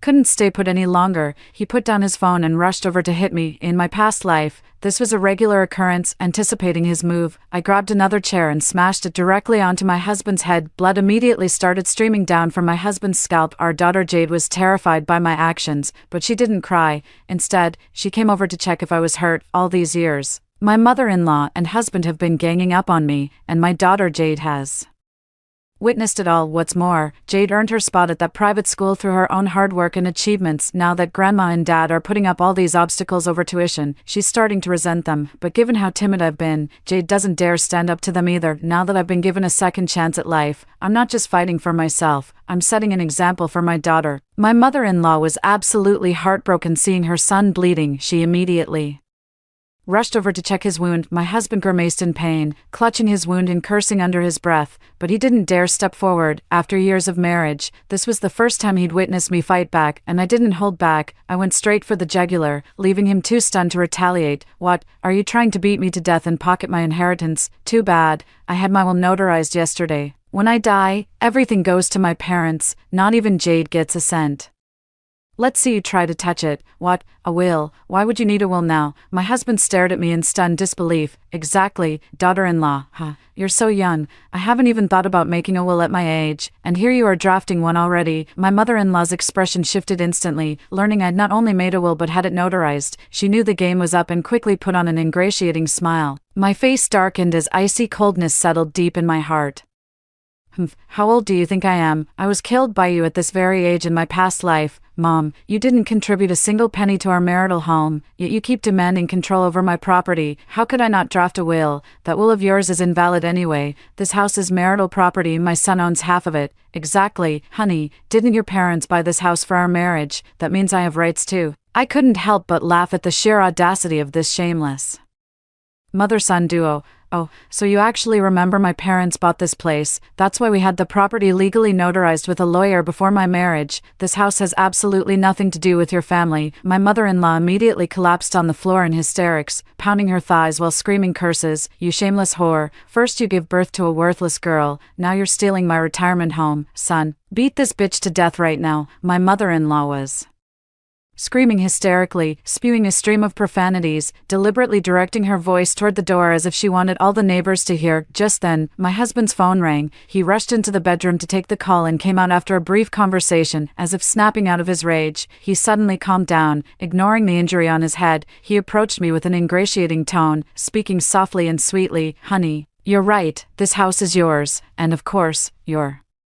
parents have full inheritance rights, but right now, we can't just stand by and do nothing about my sister's situation. The police just called and said we need to get that luxury brand to drop the charges so she can be released sooner, and the brand representative said. I was getting impatient watching my husband hem and haw without finishing his sentence, and was about to walk away. Honey, wait, don't go. The brand representative said it'll cost at least $2 million. The pieces our daughter broke were all high-end custom jewelry. $2 million. You said $20,000 initially. I don't have $2 million. I shot my husband a fierce glare and flatly refused. Honey, how much is our house worth? Let's sell it and use the money to help my sister first. Oh no, absolutely not. This is my retirement home. We can't sell it. When my mother-in-law heard that her son wanted to sell the house and wasn't even trying to save his own sister, she rushed between me and my husband, pacing anxiously. Sell the house? Impossible. I already mortgaged it. To take out a high-interest loan for Jade's tuition. Yes, of course we won't sell. Daughter-in-law, could you discuss with your parents and borrow $2 million from them first? That's right, honey, you should go to your parents first. Rescuing our little sister is what matters most right now. My expression was beyond description, though my second-hand embarrassment for the mother and son outweighed everything else. But for the sake of my grand scheme, I had to keep playing my part, too. $1 million is nothing to my parents, but they just bought a 4-story villa with an elevator, cost them over $20 million. The mother and son lit up with glee upon hearing my parents bought another house, already mentally claiming the villa as their own. Oh, daughter-in-law, your parents are so capable, such a huge villa, how could they possibly use all that space? I should go keep them company, a place that big needs more life in it. And they'll need a housekeeper, right? I'm great at managing staff. Don't you worry, the mother-in-law spoke with such conviction, completely forgetting her own daughter was still in custody. Mom and Dad are still working so hard for us, the villa is being renovated, right? If there's anything I can help with, just let me know. My husband has plenty of free time these days, so what should we do about our sister's situation, watching the two of them getting carried away? I felt compelled to interject. Well, what else can we do? Let her stay there and learn her lesson. Who on earth could come up with $2 million anyway? My mother-in-law's attitude suddenly shifted, but my husband was the one who panicked. Oh honey, we can't just abandon my sister. Why don't you negotiate with that loan shark and borrow another $2 million? Our school district property is worth at least $3 million anyway. Only borrowing $20,000 is such a bad deal. In my previous life, I only saw my husband as a lazy, abusive man. I never realized he was actually a master manipulator. It suddenly dawned on me he hadn't failed to see his sister hitting me earlier. He'd seen it perfectly well and chosen to let it happen. He's not just after our family property, he's trying to squeeze another $2 million out of me through this situation with my sister-in-law. After all, if we borrow those $2 million, he won't have to pay it back anyway. I decided to play along and nodded in agreement. You're right, honey, our house is really valuable, so borrowing just $200,000 would be a waste, but the loan shark said that since our household income per person doesn't meet their standards, we can only get $200,000. How is that not enough? Don't you make over $20,000 a month? I do make over $20,000, but with you not working, split between the two of us, it's just over $10,000 each. In a big city like this, people don't see us as well off. What, son, you don't have a job? What happened to your job? Oh, Mom, I'll explain it to you later. My mother-in-law was shocked to hear that her son had lost his job. Mom, he hasn't worked for 6 months. We were afraid you'd be upset, so we didn't tell you. I let out a heavy sigh and pretended to be distressed. What are we going to do? The bank won't approve our loan application. There is a way. The loan shark suggested that if we get a sham divorce and I become single, our per capita income would reach $20,000. We could borrow not just $2 million, but even more than the house is worth. As soon as I said that, my husband and mother-in-law's eyes lit up with unconcealed greed. I had already secured this house with a will, so they thought their hopes of inheriting it were dashed, but now that it could be converted to cash, they saw a glimmer of hope again. My husband was still a bit hesitant, though,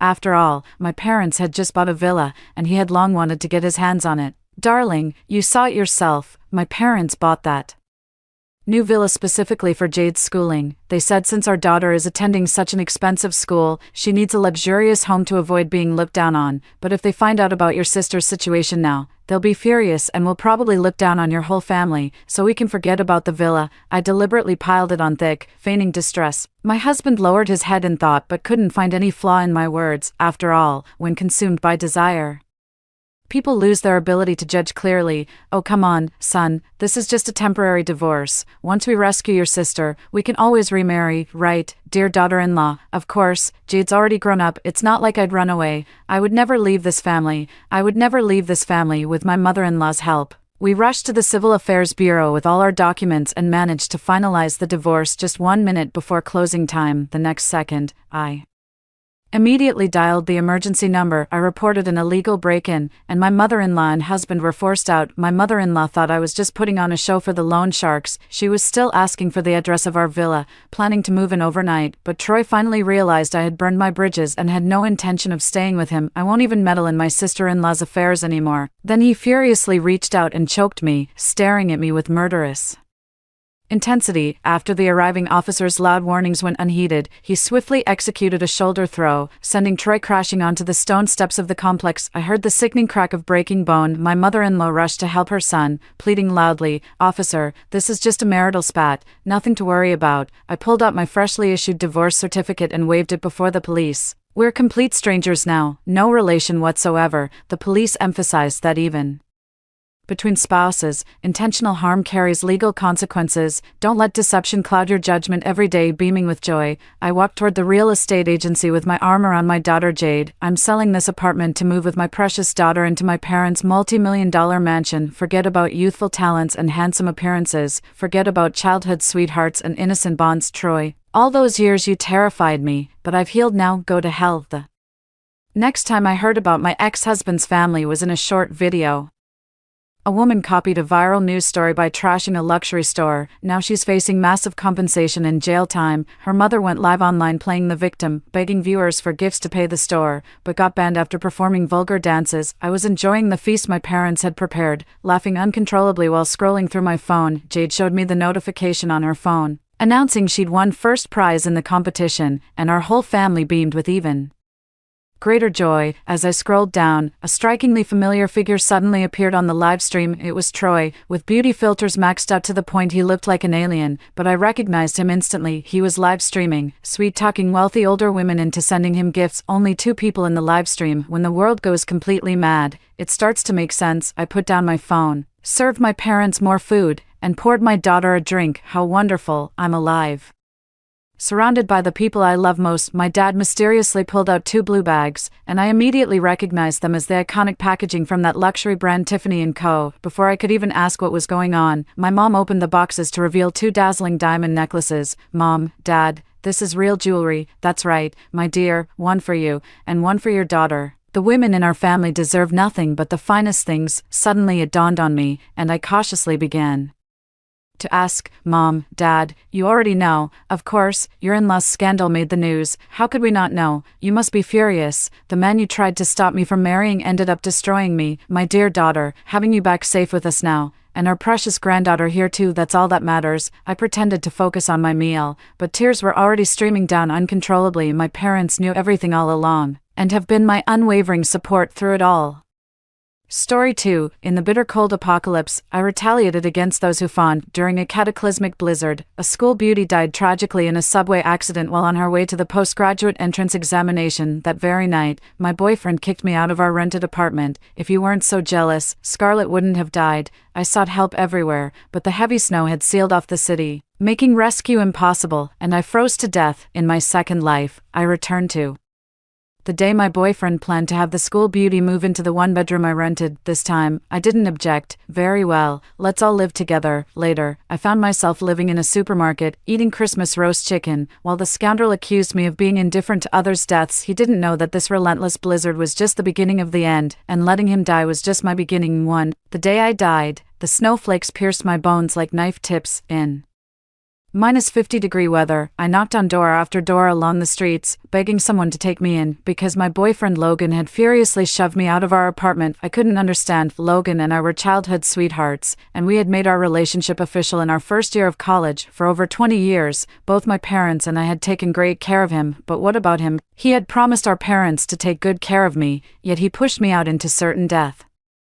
After the apocalypse, before I left, I clung desperately to his hand. Why? Logan laughed, his expression cold and cruel. If you weren't so jealous, Scarlett wouldn't have died. If you hadn't refused to let her move in, how would she have ended up on that subway and died? His eyes were filled with red veins, his tone increasingly vicious. I stared at him bewildered. After a moment, I couldn't help but laugh out loud. It was all because of Scarlett. Logan had mentioned that Scarlett lived too far away, and it was inconvenient to take a taxi to the exams. He wanted her to stay at our place. I didn't even think about it before refusing. Wasn't living well in our 1-bedroom apartment more important than squeezing in a third person? Logan, you really are an idiot. Before I could finish, Logan fiercely pushed me out the door. The snow fell thickly around me, my heart colder than the weather. I knocked from door to door, but no one paid me any heed. Eventually, I stiffened all over and collapsed to the ground. The drifting snow settled on me, reminiscent of the necklace Logan had once begged me to accept when I was 8. I died on the 10th day of the apocalypse too. When I opened my eyes again, an online class was in full swing. The sensation of freezing to death hadn't yet faded as I turned to see light snowfall outside the window. The date displayed on my phone screen was a week before the apocalypse. My limbs instantly chilled, my heart pounding violently. The next second, I instinctively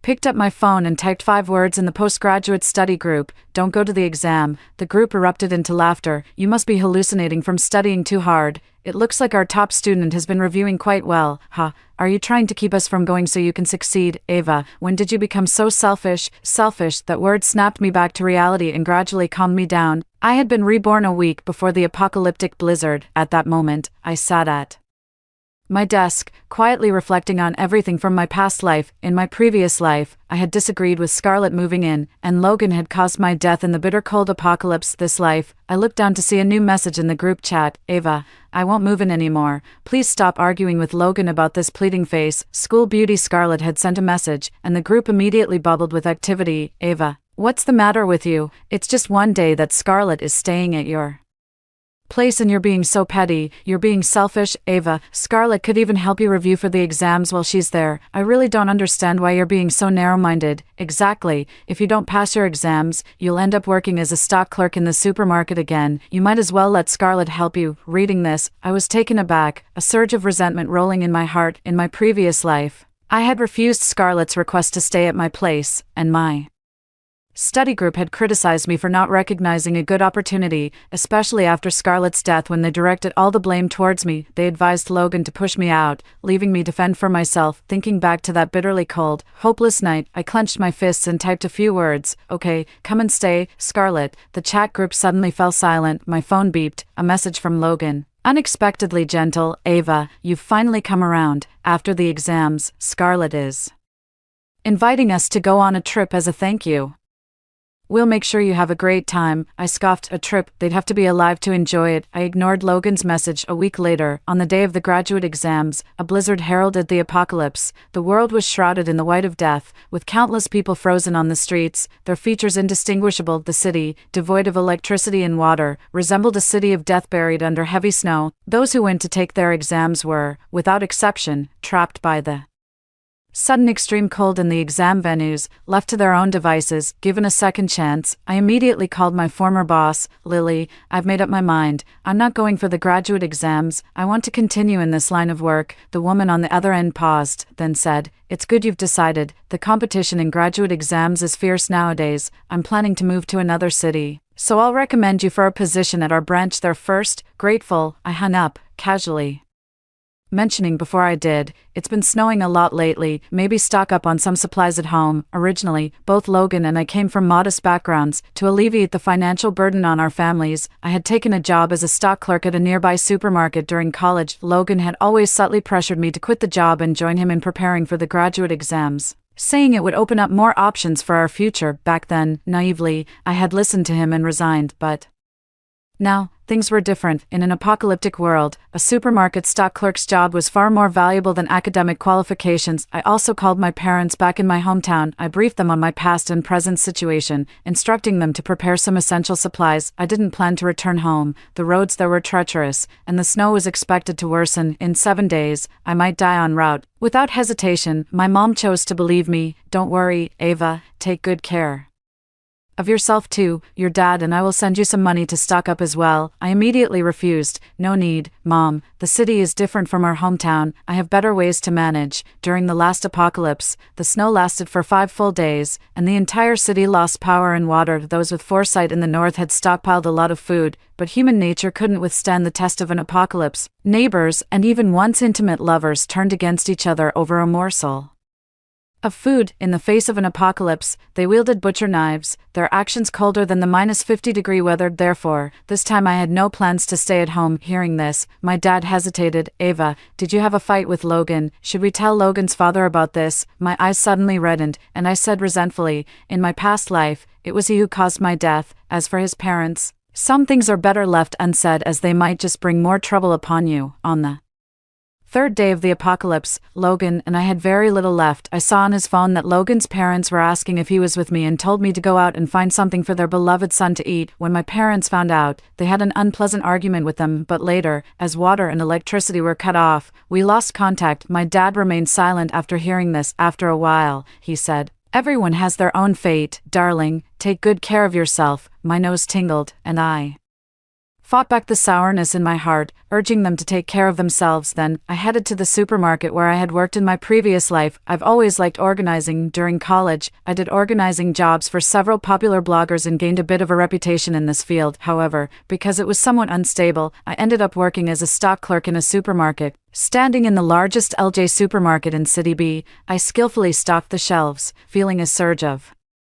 satisfaction. These skills would be very useful in the apocalypse. Logan, these are too expensive. I can't accept them. A gentle and familiar female voice came from behind, and turning around, I saw Scarlett, a girl in her early 20s, beautiful and striking like a delicate begonia. Standing next to her was Logan. He looked at Scarlett with adoration, carefully pretending to support her as she moved closer. Be careful, Scarlett, these are for your use. Why worry about the cost? Just take them.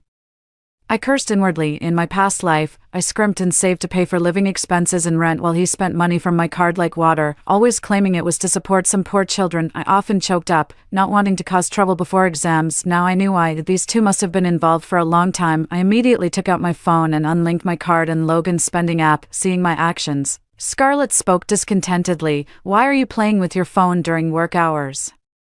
I don't want to have to report you, just help me with these items. I looked up expressionlessly, and upon seeing my face, she gasped, Ava, what are you doing here? Logan frowned upon hearing this, and seeing me, his anger flared. You followed me here, I thought you had gotten over it, but you're still the same, suspicious and paranoid. Ava, your love really makes me feel cheap, damn it. Thinking that I had a big surprise for them in a few days, I fought the urge to slap him, taking a deep breath. I managed to smile. Didn't you see I'm working here? Then, I turned to Scarlett and smirked slowly. Scarlett is staying at our place, of course, I welcome her. Logan squinted at me, sizing me up. With exams coming up, you're still not focusing on what matters. If you don't make it, you'll be stuck working in this supermarket forever. I stared straight back at him. Then I just won't take the exam. Logan stared at me, a cold smile on his face, shaking his head in disappointment. Your parents asked me to take good care of you, but you never listened to advice. Do you want to spend your life in this undignified job? Ava, I'm giving you a day to resign. With that, he turned and left. Scarlett gave me a deep look and followed him to the checkout counter. Logan waved his hand grandly and took the initiative to scan the code. His face turned from green to red as he realized something. Angrily, he stormed over to me, gritting his teeth, and said, Did you unlink the card? Are you really going to disrespect me like this in public? I continued to focus on organizing the shelves. You look down on my job and spend my money. Isn't that despicable? Logan, red-faced with anger, glanced sideways at Scarlett and his expression softened. He chuckled lightly, slowly approaching me. Ava, are you jealous? Scarlett is our guest, and of course, we need to treat her well when she visits. Besides, she's academically successful and comes from a good family. She could help us out in the future, right? Don't be too envious, honey. Don't you love seeing me happy? Let's talk about anything else when we get home. I paused in my sorting jealousy. He had said the same thing before I died, only back then, he was full of hatred, but now he spoke in a teasing tone. I smiled broadly, staring steadily at him. Sure, you should smile more, otherwise, you won't be able to smile in a few days. Logan quickly left with Scarlett, in the silent, empty supermarket. I relaxed and continued organizing the goods. This is the largest supermarket in City B, fully stocked and perfect for surviving the apocalypse. In my previous life, people wanted to come here, but the old residential buildings nearby collapsed under the blizzard and strong winds, blocking the way to the supermarket. Isn't this a heaven-sent hiding place? There are only 5 days left until the arrival of the severe cold apocalypse. This time, I'm determined to survive. When I got home, Logan happened to return with Scarlett. They were laughing and talking when they opened the door. Scarlett provocatively smiled at me. I'm just staying for a week. Ava, you don't mind, do you? I returned a faint smile. Very welcome. Let's live together. Logan and I rented a one-bedroom apartment. It felt particularly crowded after Scarlett joined us. While Scarlett coquettishly asked Logan to fix the water heater, I was observing the weather outside the window. The exam is in 2 days. What will I do if I can't take a bath? Just thinking about going to the exam all smelly stresses me out. I ignored their clinginess. The temperature kept dropping. In City B, by December, it reached -30 degrees, and the light snow gradually turned into continuous moderate snow. This strange weather sparked much discussion. The most common saying was that the temperature drops unusually during major exams. Exam candidates jokingly called it a test from heaven, but only I knew how many people would die on the day of the exam. All of us are so busy with the exams, and Ava Isn't doing much. Could you help us cook? Scarlett casually spoke up. I turned to look at her. I'm working overtime these days, so I won't come back. Logan came out just in time to hear this and frowned. Saying nothing more, I sneered to myself. These days, I had secretly installed miniature cameras in the room. During the day, I went to work at the supermarket, and they didn't even flip through a book at home. All they did was play adult games. As I was leaving, Logan hesitated and then said, "It's snowing heavily outside, and since you're busy, don't come back these days." I smiled and replied, "Sure, take good care of yourselves. In this lifetime, having her move in, you'll surely find happiness." Using the excuse that my boyfriend cheated on me and kicked me out of our rental, I stayed to work at the supermarket that occupies the entire 5th floor. The day before the graduate entrance exam, a fierce wind howled, and snowflakes the size of hailstones blanketed the sky overwhelmingly. The temperature in City B plummeted to -40 degrees, the city experiencing its coldest temperature in a century, triggering a red alert for a severe snowstorm. The extreme cold apocalypse arrived as scheduled. The city halted work for a day. This included all the large and small supermarkets. Looking out from the supermarket window, I saw snow piled up half a person high, with snowplows continuously operating on the roads, but they didn't know. It was far from enough. I returned to the supermarket and cooked myself a steaming bowl of instant noodles. Then, I took out my phone and opened the graduate exam study group chat. My fellow study mates were complaining about the heavy snow and the difficulties of traveling the next day. "I hope the snow lightens up tomorrow. We don't usually stock up on groceries at home. The snow is too heavy, even delivery services are interrupted." Thankfully, I printed my exam admission ticket early, or I wouldn't know what to do, said Caleb, one of Scarlett's admirers. In my past life, he was also one of those in the group who criticized me. After Scarlett died, he provoked Logan in the group chat. "If it wasn't for her, would Scarlett have died? If you were a real man, you'd send her out to fend for herself right now." Thinking of this, I clenched my fists. Messages in the group chat started popping up, and Scarlett tagged me. "Yeah, we have enough food at home, but neither Logan nor I can cook. When is Ava coming back?" I grimly replied. "I wish I could come back too, but the snow is too heavy outside. I can't even get a car, and I don't know what to do. Maybe you and Logan could come and pick me up." Scarlett remained silent, but her admirers couldn't sit still. "Scarlett has her exam soon, and you, someone who doesn't even want to study, want her to come out to pick you up. How shameless." "Ava, be sensible. If you can't come back, just stay nearby for a few days." Logan sent the last message. I opened the camera connected to my phone. He was holding Scarlett close, their bodies pressed tightly together, quickly progressing to kissing. Disgusted, I closed my phone, and dragged out a folding bed and a heater from the supermarket, plugged it in, and took a nap. The snowplow only operated for one day, and after that, the snow could no longer be moved, and the outdoor temperatures made it impossible for people to work for long periods. All we could do was watch as the blizzard continued unabated. A few people who tried to venture out to buy groceries were driven back by the closed supermarkets. How long would the snowstorm last? At 6 o'clock the next morning, the temperature dropped by another 10 degrees. The heavy snow almost covered an entire floor, and those living on the ground floor in the exam group were panicking, nearly crying. With so much snow blocking the door, how could they go out to take the exam? I cursed inwardly. Lives were at stake. Yet they were still thinking about the exam. Soon, others realized something more important. "Why is it so cold today, even with the heating on? I feel like I'm running naked in -20-degree weather. I don't want to go to the exam anymore." "We can't do that. We've worked so hard for so long. How can we not go and justify this year's efforts?" Logan spoke righteously in the group, motivating others. Everyone hesitated. It was the same in my past life. On that day, while I was hesitating about whether to go to the exam, Logan received the news about Scarlett's accident, smashing things around the house like crazy until a lamp hit my head. We completely missed the exam that night. I woke up and had a big fight with Logan. It was only after checking my phone that I found out that the snowplows had been working all night, trying desperately to clear a path for the exam candidates, but the snow was just too heavy. They couldn't make it back home. There was no electricity at the exam site, and the first bitterly cold night had set in. No one made it back alive. Thinking this, I switched to a burner phone. "It's snowing so heavily outside, let's not go." The few who were still hesitant heard this and immediately made up their minds. "Indeed, it looks like we won't be able to take the exams this year. I'll just look for a job after this period is over." There were some who were more determined. "No, it's snowing nationwide. There won't be many going to the exams. What if I make it? I must go today." I said nothing more. Some people are willing to risk their lives for a chance, and they wouldn't Believe my vague words, in a post-apocalyptic world, the last thing you want to do is try to meddle in others' destinies. I turned on the camera. As I expected, Logan and Scarlett hadn't gone to the exam. They seemed to be arguing about something. Both were dressed warmly, and soon Scarlett snuggled into Logan's arms. Before I left, I had checked the supplies at home. Logan never cared much about these things. And now there was only enough for 3 to 5 days. The food and water at home were limited, and every day Logan and Scarlett had to do some physically demanding work. They hadn't realized yet that they were about to become competitors. During dinner, I walked around the supermarket's refrigerated section and picked out some seafood and beef rolls for a hot pot. The steamy workroom was so warm it comforted the soul. As I ate, I watched my phone screen dominated by the blizzard. Experts spoke seriously, saying that due to human activities over the last century, recent years have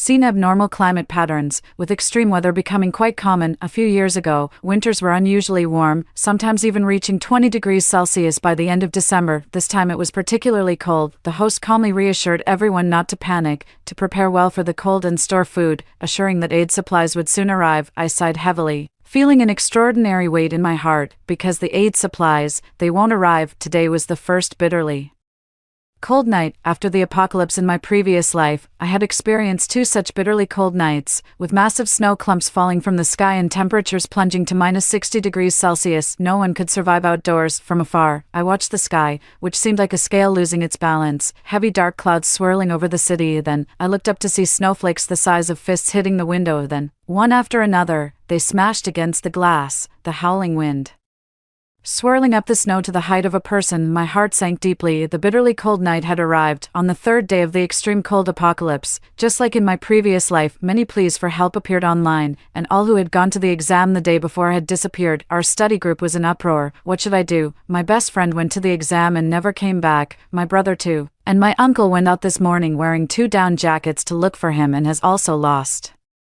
contact. We've called the police, but the police cars can't move either. The snow is too heavy, you can't walk outside. Everyone finally realized something was wrong. Some even said that the occasional abnormal weather in previous years was nature's way of paving the way for humanity. The mastermind behind this disaster has been eliminated in the apocalypse. When I saw it, I was silent for a long while. Then I looked down at the group chat where Logan had mentioned me. The blizzard has been going on for 3 days now. What will we do if our food supply runs out? Ava, aren't you working overtime at the supermarket? Can you bring us some food on your way back? The temperature has risen a bit. Maybe you can come back now. The others in the group quickly joined in. Yeah, Ava, since you work at the biggest supermarket in City B, why not bring some food for Logan and the rest of us? Could you also grab something for me on your way? I've got nothing left to eat at home. And me? I've been surviving on instant noodles for 2 days. Save me, Ava. Even Caleb shamelessly sent an emoji. Ava, please help us. You're the kindest and the most beautiful. The group showered me with praise, completely forgetting how they had called me heartless and inhumane when I refused to let Scarlett stay at my house. I scoffed. I typed a message. I'm staying at a friend's place and we're almost out of food too. The roads are terrible here. Logan, can you come pick me up? Logan replied immediately, if that's the case, just stay there for now. Then he started to share his woes with nearby group members, trying to barter for some food, but the locals weren't willing to help him, and those who didn't stockpile supplies were just getting by on takeouts and had no food to spare. Eventually, Logan and a few others planned to head to the supermarket as soon as the temperature rose. Their destination was the same place where I was located, the largest LJ supermarket in City B. Day 5 of the blizzard apocalypse. The blizzard had sealed the supermarket doors, and I saw online that old residential buildings had collapsed. It seemed safe here, but the group's plan to search the supermarket for food was still underway. They said the smaller neighborhood supermarkets had been emptied, and some sharp-minded adults, recalling the pandemic, had started hoarding supplies as soon as they sensed something was off with the snow. Thus, the small local supermarkets were cleared out before the graduate exams, and the blizzard had blocked any chance of restocking. I had chained every door of each floor, but they could still possibly break in through the windows, so I gathered some axes and machetes for self-defense. According to their plan, they were supposed to arrive today. Looking out the window, I could see a few dark figures approaching through the blizzard. Someone in the group chat had some outdoor survival gear, and through binoculars, I saw the people tied together with ropes to avoid being scattered by the winds. The obstacles in front of them were the collapsed buildings and the relentless snow. Suddenly, my phone vibrated. It was Scarlett, asking in the group chat how they were doing and if they had found the supermarket. Logan, busy moving forward, naturally didn't have time to respond. It wasn't until they were stopped by a collapsed building that another message appeared in the chat. It's impossible. The road conditions are too bad, and the snow is too heavy. We just used a telescope and saw that the doors of this building are unmovable, and the glass is the same, seemingly fortified. We initially thought we'd need more tools and time to get through. By the way, there isn't anyone inside, is there? Seeing this, my heart sank. Had I been discovered? I waited quietly by the window. After lingering for a moment, Logan and his companions left. Watching them leave, I finally relaxed. Back at the supermarket, I cooked a bag of snail noodles and indulged myself with an episode of Empresses in the Palace on my tablet. Indeed, the supplies in the supermarket are enough to last me several years. Suddenly, my phone rang with an unexpected call. Logan's eerie voice came through. "Ava, you're in the supermarket, aren't you?" I played dumb. "What are you talking about? I'm at a friend's house." Logan let out a cold laugh. "Stop pretending. I've asked all your friends in City B. None of them have seen you, let alone hosted you. I went to the supermarket today. Someone was there. You've been lying to me all this time."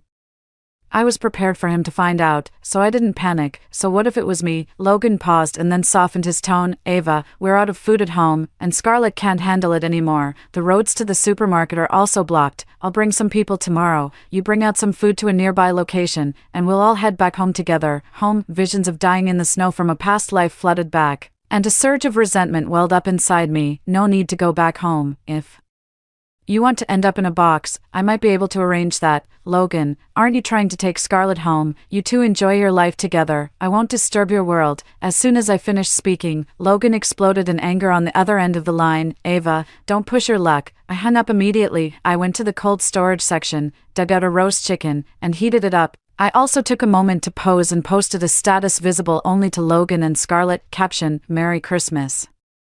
After posting, I accessed the home surveillance camera. Perhaps due to the low temperature, the footage was choppy. Scarlett looked annoyed, seemingly blaming something. Logan's face grew uglier. He raised his hand and slapped Scarlett. The camera froze momentarily, then Logan's face, filled with bloodshot eyes, loomed close, breaking into a sinister smile. "Damn, that gave me a fright." I frowned, puzzled by the cryptic exchange between the two. But soon, I found out why. Caleb spoke up in the group chat. He said he had food and could bring it over while the temperatures were rising a bit, but he had one condition. He stopped there, but Logan replied with one word: "Okay, comma." For 7 days, a blizzard raged, keeping the outdoor temperatures around -40 degrees. The snow had piled up as high as a building, and people living on the ground floor complained that they woke up to find their homes buried. They had no choice but to seek help from neighbors. I sighed and took out some heat packs.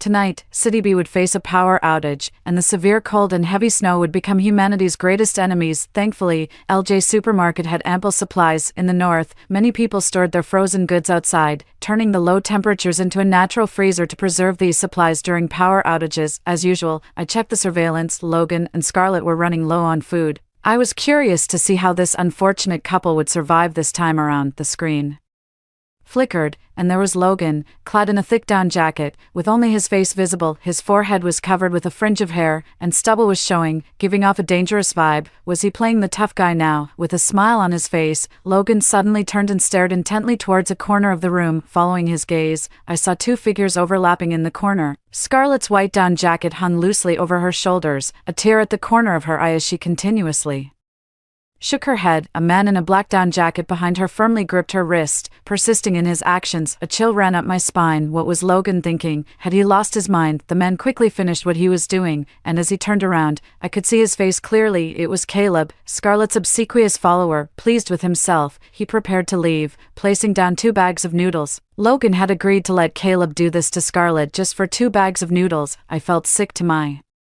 stomach. How blind had I been to have loved such a man? After receiving the noodles, Logan's lips curled into a smile. He pulled a hammer from behind him and struck Caleb hard on the temple. Caleb's pupils dilated in confusion as he stared fixedly at Logan. The man seemed to curse something under his breath before hitting him a few more times. Then, he threw Caleb outside and returned to look at Scarlett on the bed. Scarlett, terrified, cowered in the corner of the bed and lunged at Logan as he approached, trying to bite him, but he struck her hard to the ground and eventually pushed her out the door. My phone pinged with a new message. It was from Logan. "Honey, it's all because Scarlett was too vile. I've already kicked her out. When are you coming back? If you don't come back, I'll come find you." That's just great. City B had a blackout, and even the signals were gone, but I knew this was only temporary. The power would flicker on and off over the next few days until the second Bitterly cold night 3 days later, the day I would die, that's when the city's electricity and water would be completely cut off. Before the blackout, I sent Logan one last message. Sure, Logan, I knew you still loved me. Come find me in 3 days, and remember to come alone. Being discovered with all these supplies would only bring trouble. There's plenty of supplies here,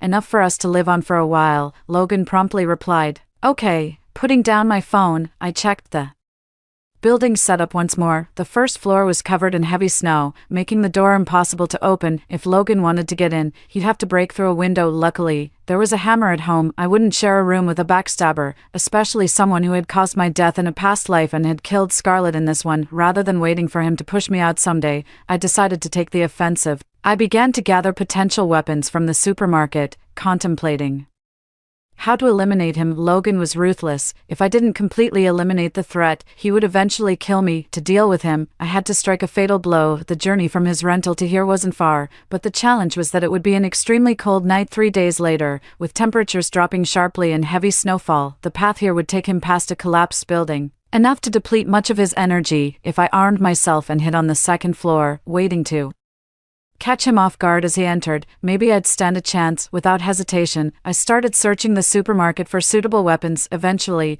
I chose an axe and a bunch of animal traps, the axe to finish him off, and the traps to set up some snares. As expected, Logan came. It wasn't 3 days later, but 2. Using binoculars, I spotted Logan stealthily approaching through the snow, still in that same down jacket. He arrived a day earlier than expected. I bit my lip and gripped the axe in my hand tightly. As the daylight faded, Logan finally made his way over the rubble in front of the building.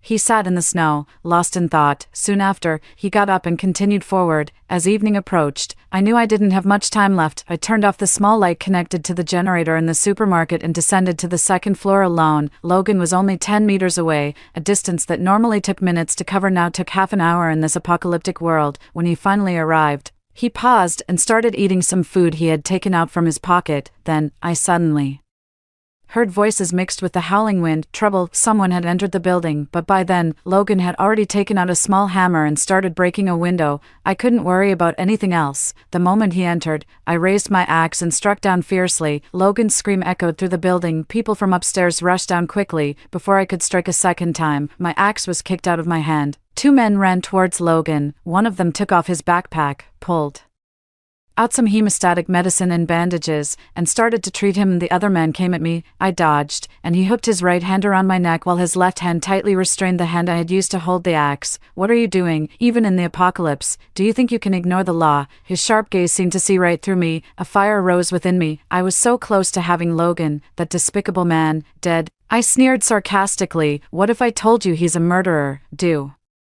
you think, I continued, the people you've saved in this apocalypse could have survived by consuming the flesh and blood of their own kind? The man paused and spoke softly. If that's the case, the law will punish him. I scoffed silently in my heart. How naive. In an apocalypse where people can barely save their own lives, who cares about such things? Soon, reality would slap him hard in the face. The 3 men were firefighters. Given the limited number of helicopters in City B, they were doing their best to rescue people and gather supplies. The blizzard had forced them to seek shelter in many shopping centers. Due to a building collapse near LJ, they arrived here later than expected. Logan recovered and glared at me darkly. He suggested to the others, "This ruthless woman poses a danger to us all. Why don't we just kick her out to fend for herself?" The lead firefighter, Mason, frowned upon hearing this and warned, "There's a heavy blizzard outside. If we kick her out, how do you expect her to survive?" He then discussed with his teammates, "The snow is getting heavier and the temperature is dropping. It's not safe to leave now. We should stay here for the night." Everyone else agreed. They went to the supermarket and grabbed some instant noodles. I watched silently, then turned and took out some canned meat to offer them. "Let's eat together. There's so much supplies here, you can't take it all at once anyway." I had no other intentions, just the natural respect of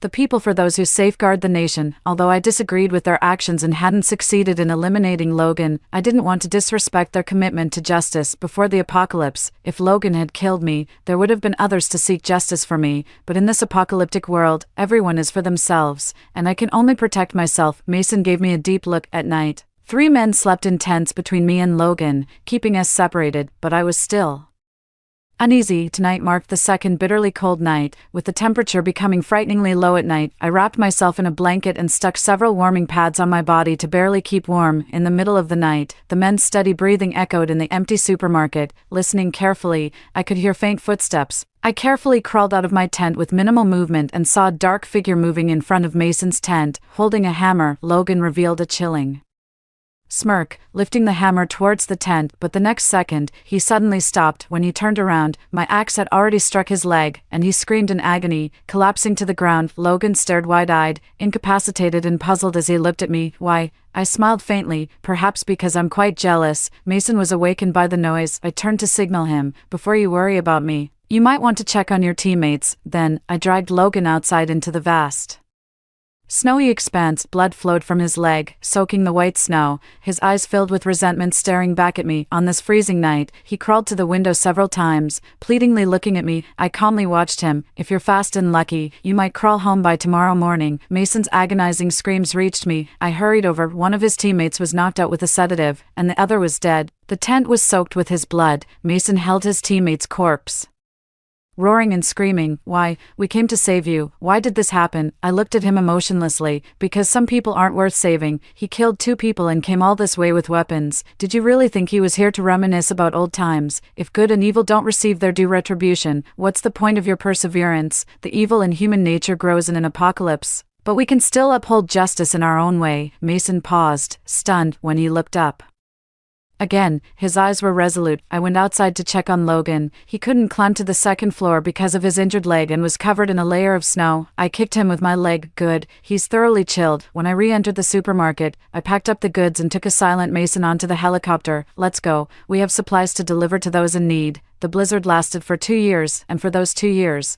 I traveled with Mason delivering supplies. The blizzard stopped one spring. It gradually turned into light snow and finally clear skies. As the temperature rose slowly and the snow melted, people began to restore production and order. On the day I finally went outside after the disaster, the warm sunshine fell on me, and I managed to get through to my parents' phone. Luckily, they had both survived. "Dear, your dad and mom were so worried. We've decided to move to the city and live with you." My heart warmed, and I couldn't help but smile. Sure, I've even secured a job these past 2 years. How wonderful. After the storms come the clear skies. Story 2. I work at a small local firm where the pay is decent, and overtime trips are the norm. I live alone in a loft apartment and have a cat. It was a Tuesday noon when I received what seemed like a prank text message. I had just come back from a long field assignment, and my boss had graciously given me a week off. I parked my car back in the garage. It was an SUV I had bought years ago. Change is coming. 5 days. Zombies. I frowned, swiped away the message,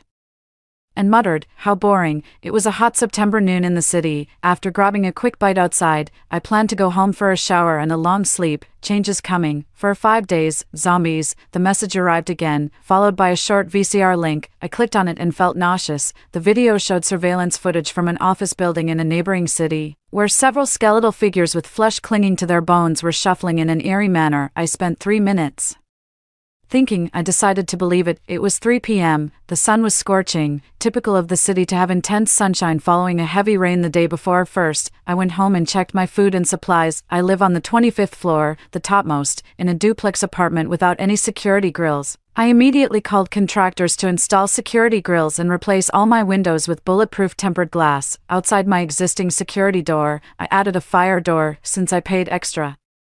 Everything was installed by around 5:30 p.m. I had half a barrel of oil at home, a small bag of rice, and no stocks of grain. There was plenty of cat food, though, but my water dispenser was nearly empty. I chuckled helplessly. Indeed, without prior notice, I would be totally unprepared. The cleaning lady I hired had the house spotless in an hour. At 6 in the evening, I took my cat to the vet for vaccinations and a bath. While it was being bathed, I bought cat food, canned cat food, snacks, litter, and more. These supplies would last a long time. I stuffed my SUV full, filling even the seats, and made 2 trips. After dropping off my cat and the cat food at home, I headed to Walmart. Since it was late, Walmart's shelves were nearly empty, so I cleared out all the available sanitary pads, instant noodles, compressed biscuits, tissues, laundry detergent, rice, oil, salt, and more. The supermarket staff, smiling broadly, delivered a truckload of goods to my door, but it wasn't enough, as A woman, I couldn't just go out as men might. Staying home was the best protection for me. At 9 in the evening, I ordered dozens of barrels of drinking water on JD.com, expecting them to be delivered by the next morning. Water is crucial. At 9:30,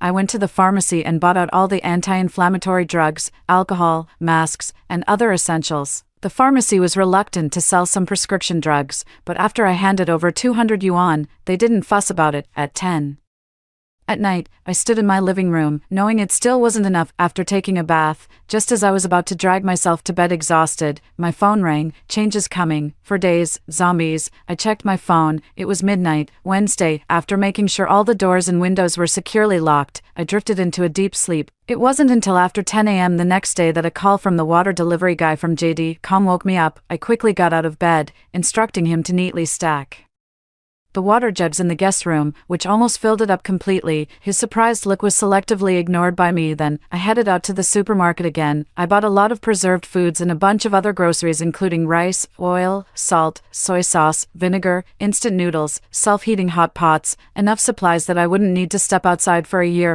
and electricity and water. I cleared out the portable chargers from an electronics store next to the supermarket, making sure they were fully charged before taking them. I bought thick blackout curtains and several home fire extinguishers. I also purchased thermal insulation wallpaper to cover all the walls in my home and several large, deep barrels, which I filled with tap water. I acquired several sets of fully equipped gas masks and protective clothing. I contacted a friend to help me buy some prohibited knives from a shady store, along with climbing ropes and protective gear. After some thought, I also bought the most advanced water filter available and had it installed in the bathroom. Having done all this, I received a text message indicating there were still 5 days left. I sat in the beef noodle shop downstairs, eating while browsing videos on Bilibili on how to tie knots. By 8 p.m., I was at the bookstore, picking up a pile of books I had wanted to read but never had the time. The world might be nearing its end, but I didn't want to hide at home and become just another survivor wasting away.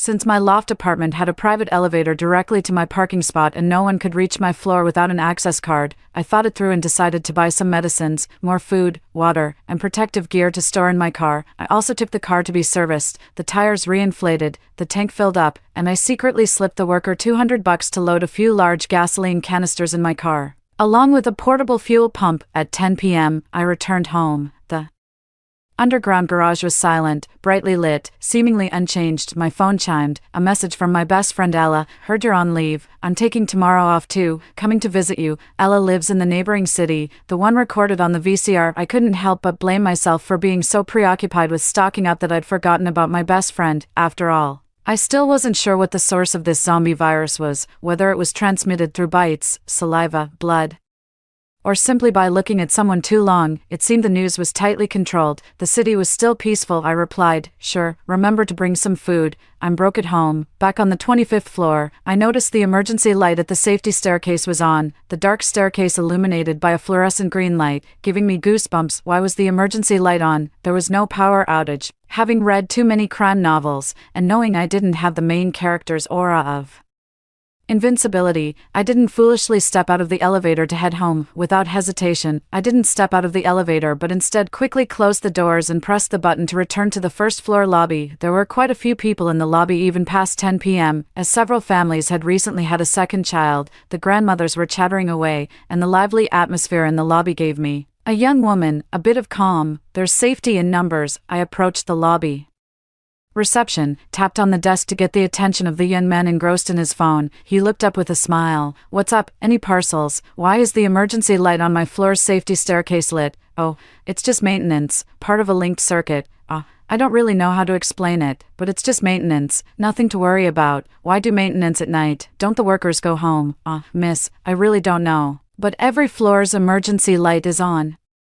There won't be a power outage, don't worry, we each have our own independent power supply system.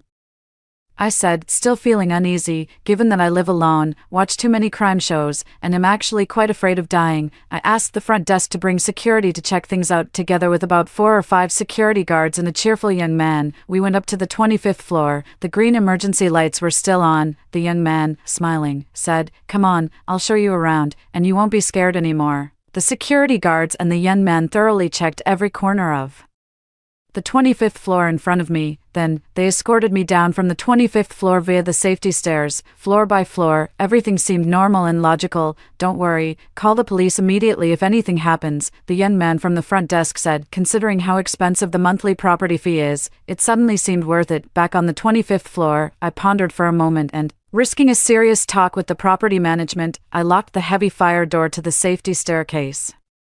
From the inside, after all the hassle, I got home by 11 p.m., feeling exhausted and helpless. I cleaned up after my cat, took a bath, applied a facial mask, and suddenly thought, damn, I'm almost out of facial masks. No matter how isolated I am, I still have to be a refined girl. I immediately ordered a bunch of facial masks from Tmall supermarket, guessing they would be delivered by the next morning. Just as I was thinking this, my phone beeped again. Zombies, change of weather, 2 days. I woke up naturally around 8 a.m. It felt like I hadn't dreamed, yet it seemed I had dreamed about something, a sensation like having visited a parallel dimension. I opened the windows of my apartment to let in some air. The only view was of a decent-looking artificial lake among the reinforced concrete buildings. A group of elderly men and women were using the community's fitness equipment, and a commuter rushing to catch the subway nearly bumped into a woman pushing a stroller. It was so quiet and ordinary. How could there possibly be a change in the weather? I began to doubt that it was just some kind of prank. Ella called, saying she was at the entrance of the complex. I tidied up,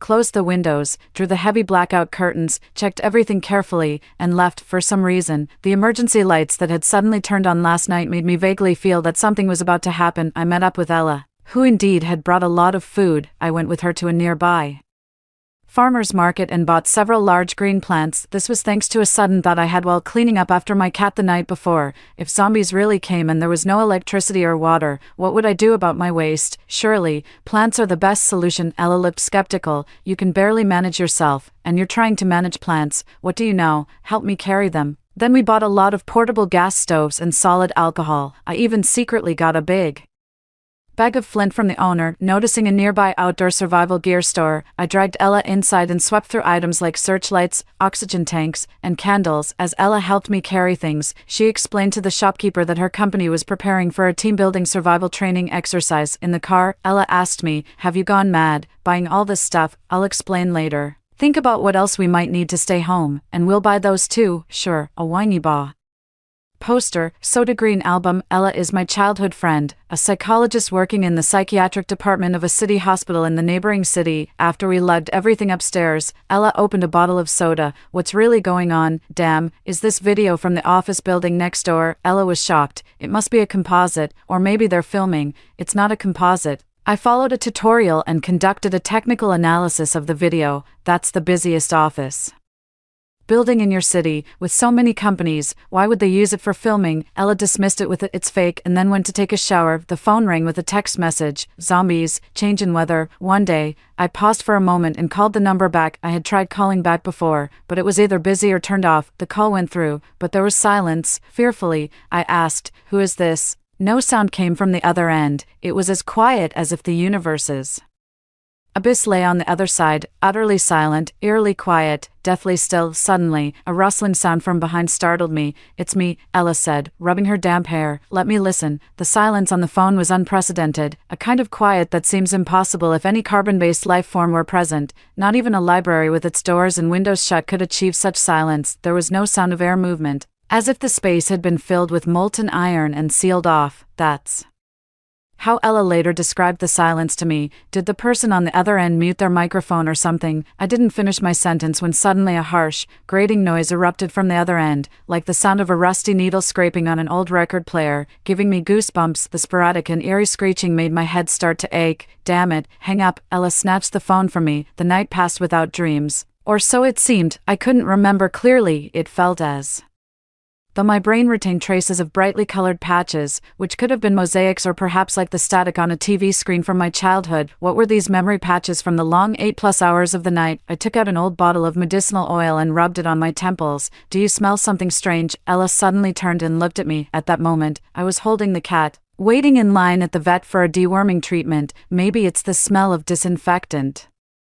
From the vet's office, but I've been smelling it since we left the house today. Ella tightened her mask over her nose, fogging up her glasses in an instant. It's a faint smell, like expired olanzapine. What's olanzapine? It's a type of psychiatric medication. Ella pulled out her phone to show me. Olanzapine, a new atypical antipsychotic medication, interacts with dopamine receptors, 5-HT receptors, and cholinergic receptors, having antagonistic effects. Antagonism of the D2 receptor is related to the treatment of the positive symptoms of schizophrenia. Antagonism of the 5-HT2A receptor is related to the treatment of the negative symptoms. You see, these people definitely aren't in good health, Ella whispered to me as I comforted our newly dewormed cat, following her gaze toward a group of men waiting for a bus nearby. Their skin was an unhealthy, jaundiced yellow. As a doctor, I'm telling you, that's a sure sign of liver issues. Ella clicked her tongue. You should take care of your health. What exactly does that smell like?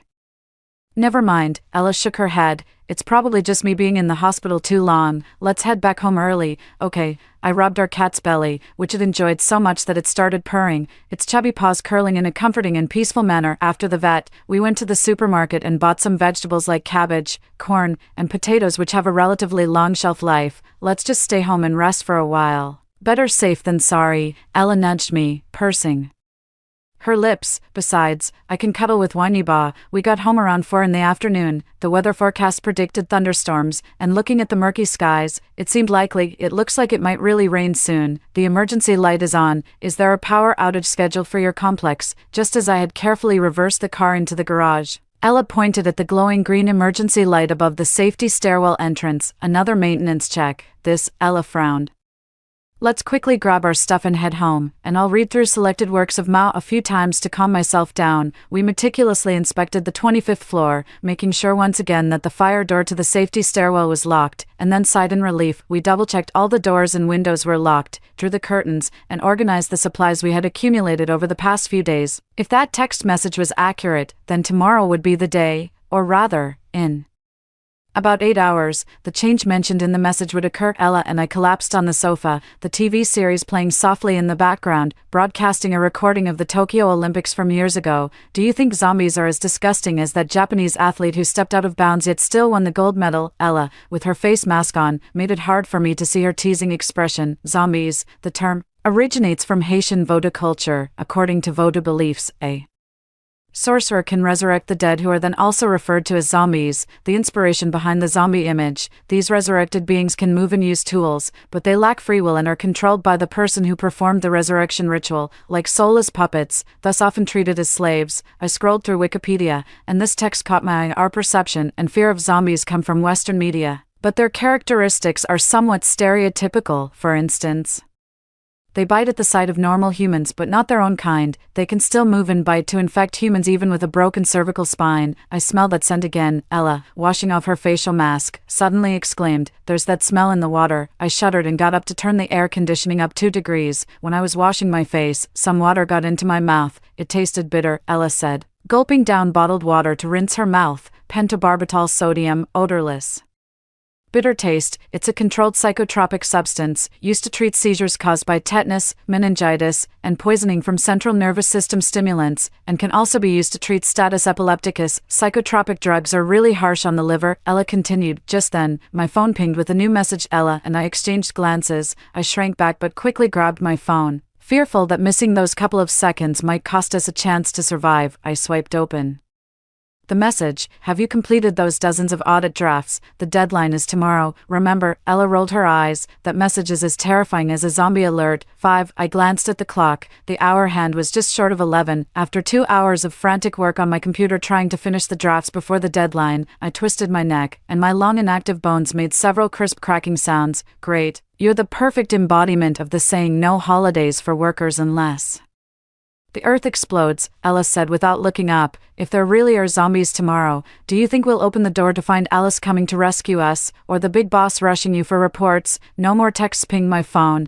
just occasional notifications about a video upload from an uploader or new products on Taobao. I sneaked the curtains open a crack. There was no one around in the complex, all was quiet. Can you still smell something odd in the tap water? I was about to rinse my mouth when I suddenly remembered something and stopped. I really can't smell it. Ella tilted her head. thought for a moment, then suddenly jumped up and rummaged through her bag for a box of pH test strips. You really are a unique one, carrying such things around. I'll give it a try. Ella dipped a toothpick into some tap water and touched it to the center of the test strip. Seconds later, the small strip turned a deep green. At 3 in the morning, I closed my laptop while Ella was still scrolling through some videos. There were no notifications on my phone. If there really were zombies, who would text me to let me know? I muttered to myself, who knows, maybe the whole world knows you're the most afraid to die. I woke up groggy at past 9 in the morning. After 6 hours of sleep, my dream seemed filled again with those vivid, colorful patches, blocks of colors, either one by one or merging into a dizzying, large patch,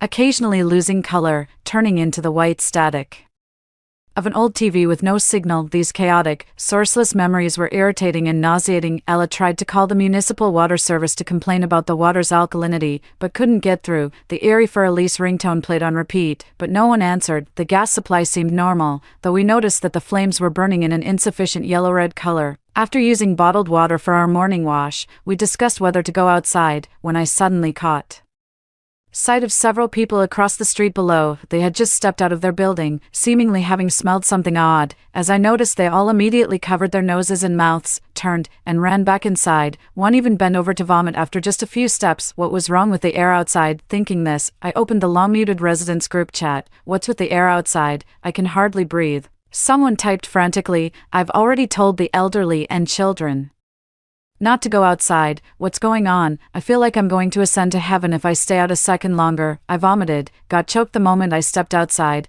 I'm not even going to work. What's going on outside? Ella grew more puzzled. Hey, that's not right. Look at those trees. Following Ella's pointing finger, I was shocked to see the trees in front of the opposite building visibly rotting, displaying an unseasonal moldy yellow. Can't they breathe? No, Ella suddenly responded.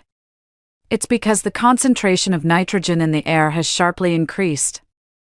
Nitrogen itself is not harmful to humans, but at slightly elevated concentrations, people may experience mild headaches, nausea, vomiting, hallucinations, and excitement. Our hospital has been overwhelmed with severe cases these past few days, Ella said while scrolling through her phone. We've done monitoring, can't find the disease focus, but the organs are failing. Our home air purifier had been running continuously, now making a persistent rustling noise. Is this a prelude to a zombie apocalypse? Ella turned to ask, do people with organ failure even have the biological basis to become zombies? Looking out the window, there were no people visible in the neighborhood anymore. I heard that someone had called the police. Fully armed personnel in white isolation suits arrived, collected some blood and air samples, and left. Why was this happening? The air outside, the tap water, those people, what was going on? 6. The date warned by that mysterious text message was already more than halfway past. Alkaline water, lights turning on by themselves, the strange composition of the air. Could zombies mean something else? I wondered. In the evening, we each prepared a self-heating hot pot, our abundant supplies even allowing us to add a couple of marinated eggs. With a slurp, Ella sucked a piece of spicy beef tripe into her mouth.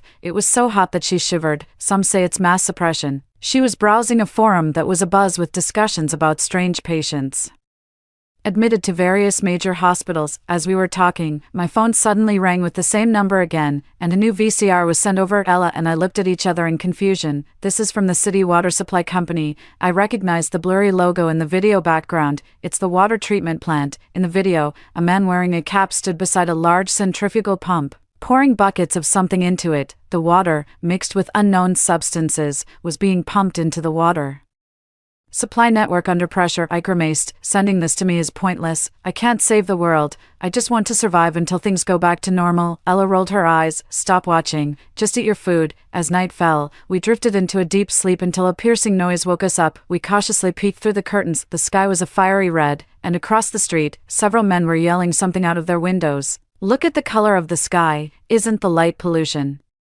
severe? I muttered, in a trance. I faintly heard the sound of a helicopter slowly fading away. What are they doing? Ella widened her eyes, looking downstairs. Following her gaze, we could see a group of people in the neighborhood garden, heads bowed, completely motionless. Perhaps it was the angle or the distance, but they seemed as still as stones, or like statues made of hardened cement. The men shouting in the building were cursing in a dialect, and from this distance, it was impossible to make out what they were complaining about. Is there anything mentioned in the group chat? Ella pulled me back to bed and tightly closed the curtains. I opened the WeChat homeowners group, and sure enough, there were over 99 plus messages. My dog has been barking at these weird people all night. Yeah, where do they live? I've never seen them before. Was that piercing noise made by them? They really haven't moved at all. My husband has been watching them all night. By 6 a.m., the blood-red sky slowly faded into a lifeless gray-white, unknown to us. As the heavy night lifted, one of the people in the garden, whose complexion had turned from yellow to nearly black, moved his head suddenly. His stiff neck and bones made a faint crackling sound as he slowly turned his head, his gaze fixed on a particular building. To be precise, it wasn't a gaze but a waxen yellow eye socket and a gray-white eyeball. What was he looking at? We've been cooped up at home for a week now, afraid to go outside. We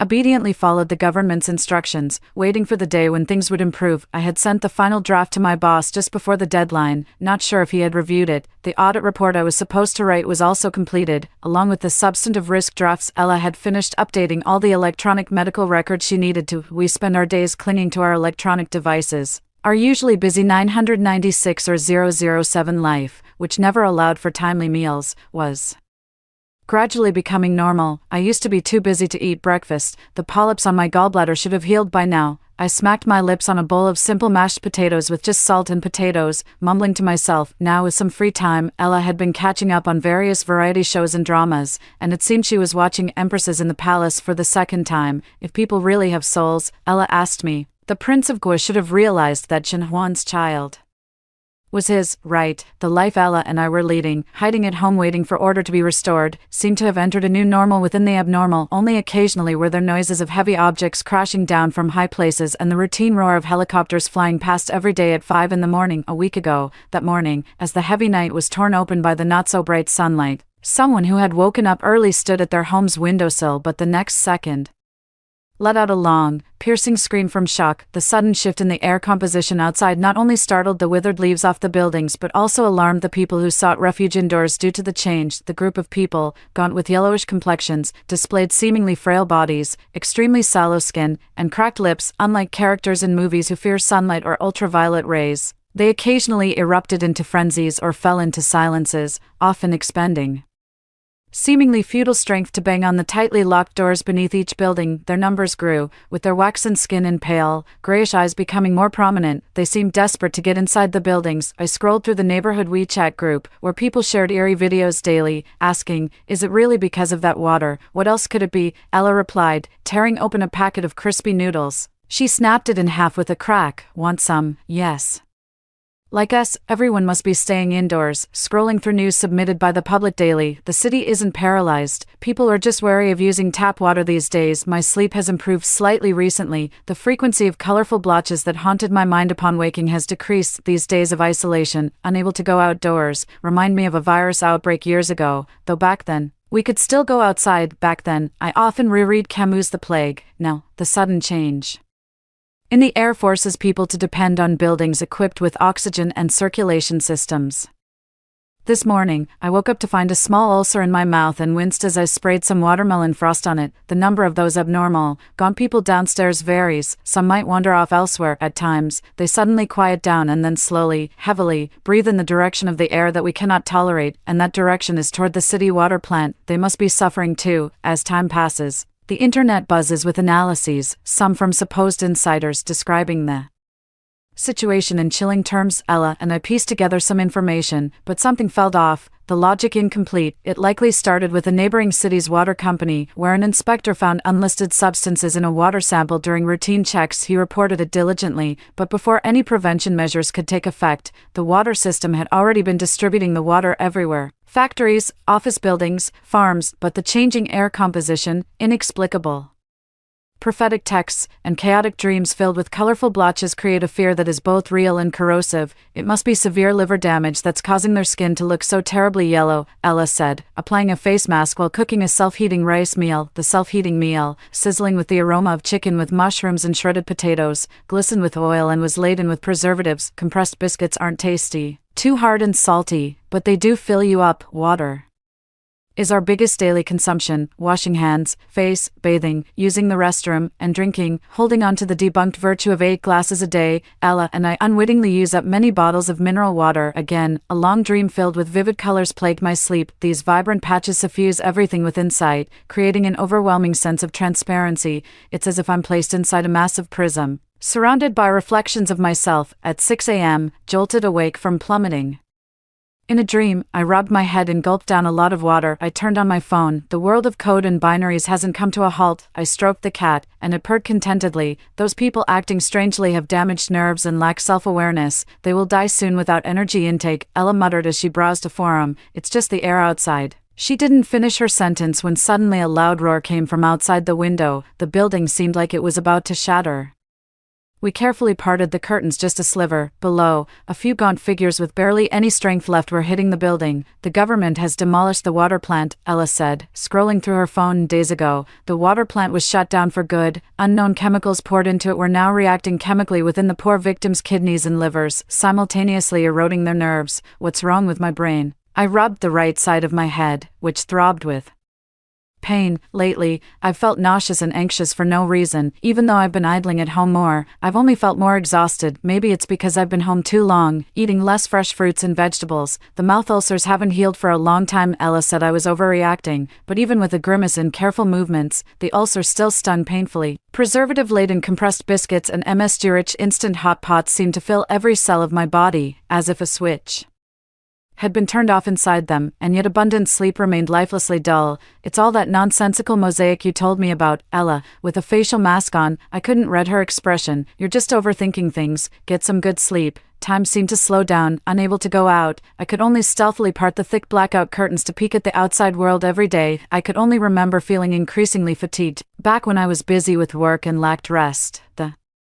right side of my brain would throb painfully, reminding me I needed a good sleep. But recently, having withdrawn from social interactions and watching the days pass by on my phone's calendar, sleep has become excessive, and my mind has started to feel fragile. I began to think that the dendritic nerves in my brain must be transmitting erroneous signals, causing my forgetfulness, whether it was the freshly boiled water, the newly added cat food, or even my freshly washed face after applying a mask. I walked into the bedroom, thinking to open a new barrel of water for the dispenser, and Ella came over. Let me help you with that. You're too frail. I stared blankly as the water dispenser's indicator light switched from red to green. What are you doing? Ella suddenly slapped my back, startling me so much that I spilled the powdered milk I was preparing. Why would you scare me like that? I muttered. You know I get easily frightened. Coward, Ella responded dismissively. Drink some milk. I'll clean up. I seem to have grown fond of spacing out. By the time I realized I had been sitting on the sofa for a long while, it had already gotten dark, my thoughts were muddled, and everything above my neck felt heavy and exhausted. I shook my head and got up to add some cat food for the cat. The cat lay lazily in its bed, watching me. I stroked her and noticed milk powder on her whiskers. You really are greedy, I murmured as I wiped it off. I went to complain to Ella about the cat sneaking milk powder again. Ella, with a mask on, her expression unclear, her phone casting a greenish glow on her face, somehow felt a bit alien. What do you want to eat? I'll go get something. I leaned against Ella's room door. Ella had been staying here for several days, and the room was filled with her scent. Is it an illusion, or what? For the first time, I felt that the scent, it made me feel a bit less exhausted and chaotic. I'm not eating. Find something for yourself. As night fell, I typically pulled back a corner of the curtain. The sky was still a dark red, there were no more shadows moving around in the neighborhood below, and it was unclear where everyone had gone. I picked up my phone and refreshed it, only to find that the refresh date was stuck a week ago. Had I not noticed that the internet was down, I ran to ask Ella, who didn't even look up. Yes, the internet has been out for a while. I downloaded this variety show early on. Do you want to watch it with me? I disdainfully declined the noisy and tedious invitation. While brushing my teeth, I noticed my gums were bleeding again. Frustrated, I wiped my mouth with the back of my hand and lay heavily on the bed, putting on a steam eye mask. It seemed like I fell asleep quickly. I must have fallen asleep. I remember seeing a space filled with mosaic tiles, as if I was surrounded by millions of dazzling, colorful facets. Occasionally, my brain felt a sensation of weightlessness, plunging downward, instinctively. Wanting to grasp something, I looked at my hand and saw it clutching a strand of yellowed Withered hair. Startled, I threw it away, and a dizzying sense of chaos overwhelmed me, with a buzzing sound continuously ringing in my ears, as if screaming to tear apart my nerves. Did I really fall asleep? I must be sick, but only I feel that way. Ella doesn't think so. I lay drowsy in bed, my heart beating so rapidly at times that I could only breathe with my mouth open. Once, Ella brought over a tongue depressor and stimulated my throat, which made me nauseous, but I ended up dry heaving. Without vomiting anything, finally, my heart rate slowly calmed down. You just haven't breathed fresh air in a long time. Ella replaced the filter in the air purifier in my room. Go to sleep, you'll feel better when you wake up. It must have been late at night, otherwise, why was it so quiet around, silent as if filled with molten iron sealed in a column? My hearing became unusually sensitive due to the extreme quiet, as if I could hear the flickering sound of a light bulb dimming due to an electrical issue. I opened the bedroom door. The living room was pitch dark. I groped to turn on the light, and the sudden brightness really made my head throb. I rubbed my eyes hard, and once again, a large swath of green, red, and purple mosaics appeared in my field of vision. I leaned against the wall, standing there for a while until I slowly recovered. The cat must have been asleep too, since I couldn't find her. Usually, when I got up to go to the bathroom, she would come over, wagging her tail and acting affectionate. Ella's room door was also closed, and the gap under the door was pitch black. Was everyone asleep? But I felt very sleepy too, so why was I awake? Another gloomy day, and after finding out my phone finally had internet, I lay in bed, scrolling through over 99 plus unread chat messages. In this digital age, it seemed that data wasn't much affected. My head still felt swollen, and as the days passed, I increasingly noticed I was easily hungry, yet I had no appetite to eat anything. I drank a lot of water, but that didn't help heal the ulcers in my mouth. Has the weather gotten colder? I pulled out a fluffy jacket and turned to ask Ella, who was engrossed in watching some video. Don't you feel cold? At that moment, Ella, wearing a short-sleeved shirt and leaning on the sofa, replied, You feel cold? I do feel cold. You are cold. Huh. Ella tossed me the remote control for the air conditioner. Set it to a temperature you're comfortable with, then please take the trash bag to the door, Ella said disdainfully, picking up a heavy-looking black trash bag. Don't just lie there, get up and move around. I picked up the damp-feeling trash bag, and as usual, I just left it at the door without opening it. Every time I approached the doorway, I can always feel a faint draft seeping through the cracks, originating from some unknown source of convection. It's very subtle. I once called Ella over to check, but she said it was as silent as the deep sea here. Not a single sound to be heard. That night, I must have fallen asleep early, for it felt like I had slept for a very long time. I must have forgotten to take a sip of water before bed. In my dream, my mouth was parched, my chest felt oppressively hot, and I could even feel the dry, cracked skin on my lips. I wanted to touch them, but I couldn't muster any strength. I kept dreaming that I was slamming into a door, over and over, as if wanting to get in, but I couldn't. I tried desperately to breathe, but my muddled consciousness and what felt like compressed organs made every moment uncomfortable. My eyes ached terribly in the dream, whether they were open or closed, and the pressure seemed to swell my head unbearably. I dreamed again of a space filled with chaotic, multicolored patches, the sensation of falling endlessly, the inexplicable palpitations, the panic as I tried to grasp at something, only to hear a heavy thud. Did something fall? It seemed like I woke up, otherwise why would there be people around me? I was truly exhausted, surrounded by an endless mirage of dizzying colors, with the occasional piercing buzz that made me shiver. I wanted to go home and lie down to rest. How could I wander off like this? I really wanted to enter the building in front of me, but the door was too heavy.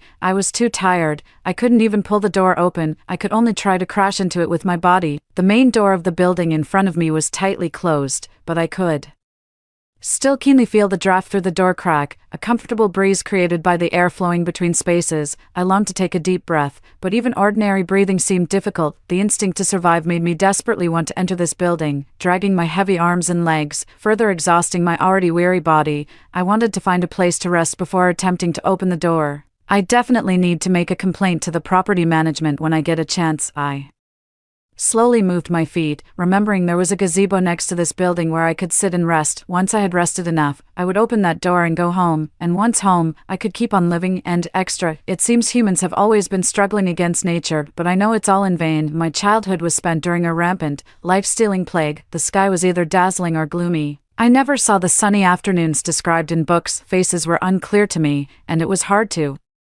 Remember everyone I met. I spent the first 28 years of my life under a dome created by humans for survival. It was designed merely for survival because the world outside the dome was beyond the current human capacity to live. My parents always worked hard to change this situation, and growing up around them, I even felt that changing this situation was our family's mission. People can't live under a dome forever. My parents' experiments and ideas received support from a foreign research institution, so when I was very young, our family moved into the laboratory. After completing my studies, I joined my parents in their obsession with creating gene-testing drugs by combining different sequences. Those were the happiest days, where I even met my fiancé, who shared the same aspirations. Everything changed when the supporting research institution changed directors. The new director despised our experiments aimed at human immunity renewal and evolution, criticizing the huge funds spent with no significant progress. One night, desperate for the latest antibody data, my parents injected themselves with a newly developed drug and walked to the edge of the dome. Sneaking out of the door, they left the final formula in my notebook and never returned. As expected,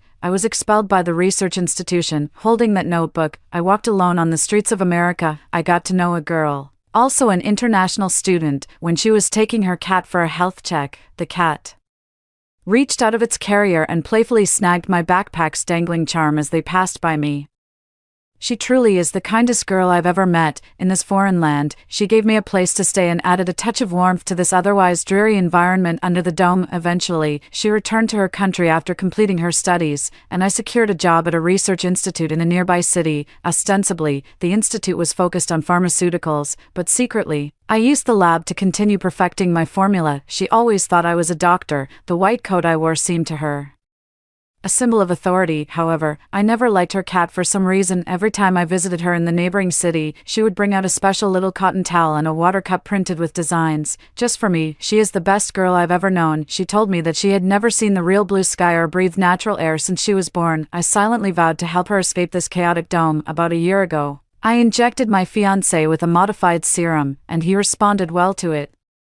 He even chatted with me, promising to take me out for a good meal when he returned from outside the dome. One deep, dark night, we sneaked into a restricted area. As you know, in a research facility, there are always ways to open the dome. Standing at the exit, he turned to look at me and said, "I won't be gone long, I'll be back soon." Suddenly, I remembered my parents. I wondered if, many years ago, they too had felt a longing for the sheltered, false world they left behind. 5 days, 120 hours later, he returned. His skin was sallow, his lips parched, and his eyes pale, but his heart was still beating strongly, his arterial blood fresh and vibrant. I knew the experiment might have succeeded. After all, he had survived. The world outside the protection of the dome was harsh, with intense ultraviolet rays and solar flares emitting radiation strong enough to kill normal cells, mingled with harmful, abnormal air and atmospheric water vapor carrying nauseating and uncomfortable substances. I took what might be a successful experimental report to my boss, hoping for a bit of encouragement. He flew into a rage, furious that I had conducted another research project behind his back. He accused me of violating scientific ethics and condemned me for using human experiments. He gave me an ultimatum, ordering me to wrap up my work and leave within 5 days. My fiancé held me, and under the thin skin of his gaunt arms, I could faintly see the veins carrying venous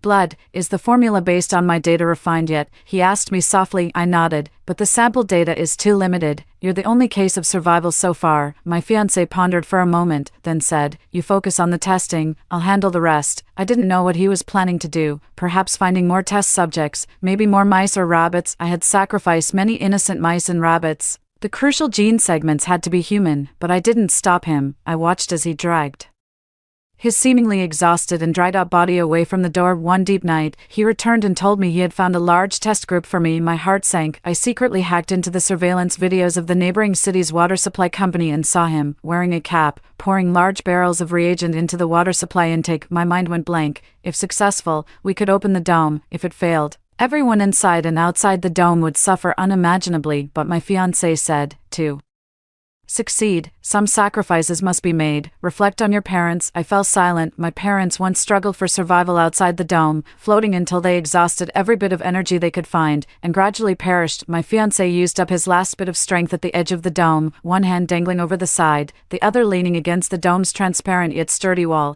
I wasn't sure if he wanted to leave or break through the dome. Suddenly, I remembered that girl. After about of conflicted thoughts, I sent her a video and a message, urging her to stay at home and not venture outside. This was a new drug, crafted from a novel genetic sequence. I couldn't control the people it infected, but at least, for such a good girl, I knew how to protect her from external harm. I accompanied her on her shopping trips, noticing every subtle change in her. Initially, I thought her heightened sense of smell was a good thing. Cultivating a being with advanced sensory capabilities was part of my design. As I hoped, she stayed indoors with me when the outside world became chaotic. However, the constant failure to meet expectations frustrated me. I often hid in my room, where I had installed a barrier device to ensure my own safety. Sometimes, out of pity, I'd invite her to watch TV shows with me, to breathe in some specially treated air to feel a bit better, but she didn't like watching them. I knew that every cell in her body was undergoing changes daily, just like many others in the city. Some changes were obvious, while others adapted well. Endless data streamed to me, and during many quiet nights, I remotely monitored lab data from my room. I guessed that in her dreams, she would see colorful mosaics, tranquil yet shimmering mosaics, all gifts from me. The world of sleep was pitch black, boundless, and silent.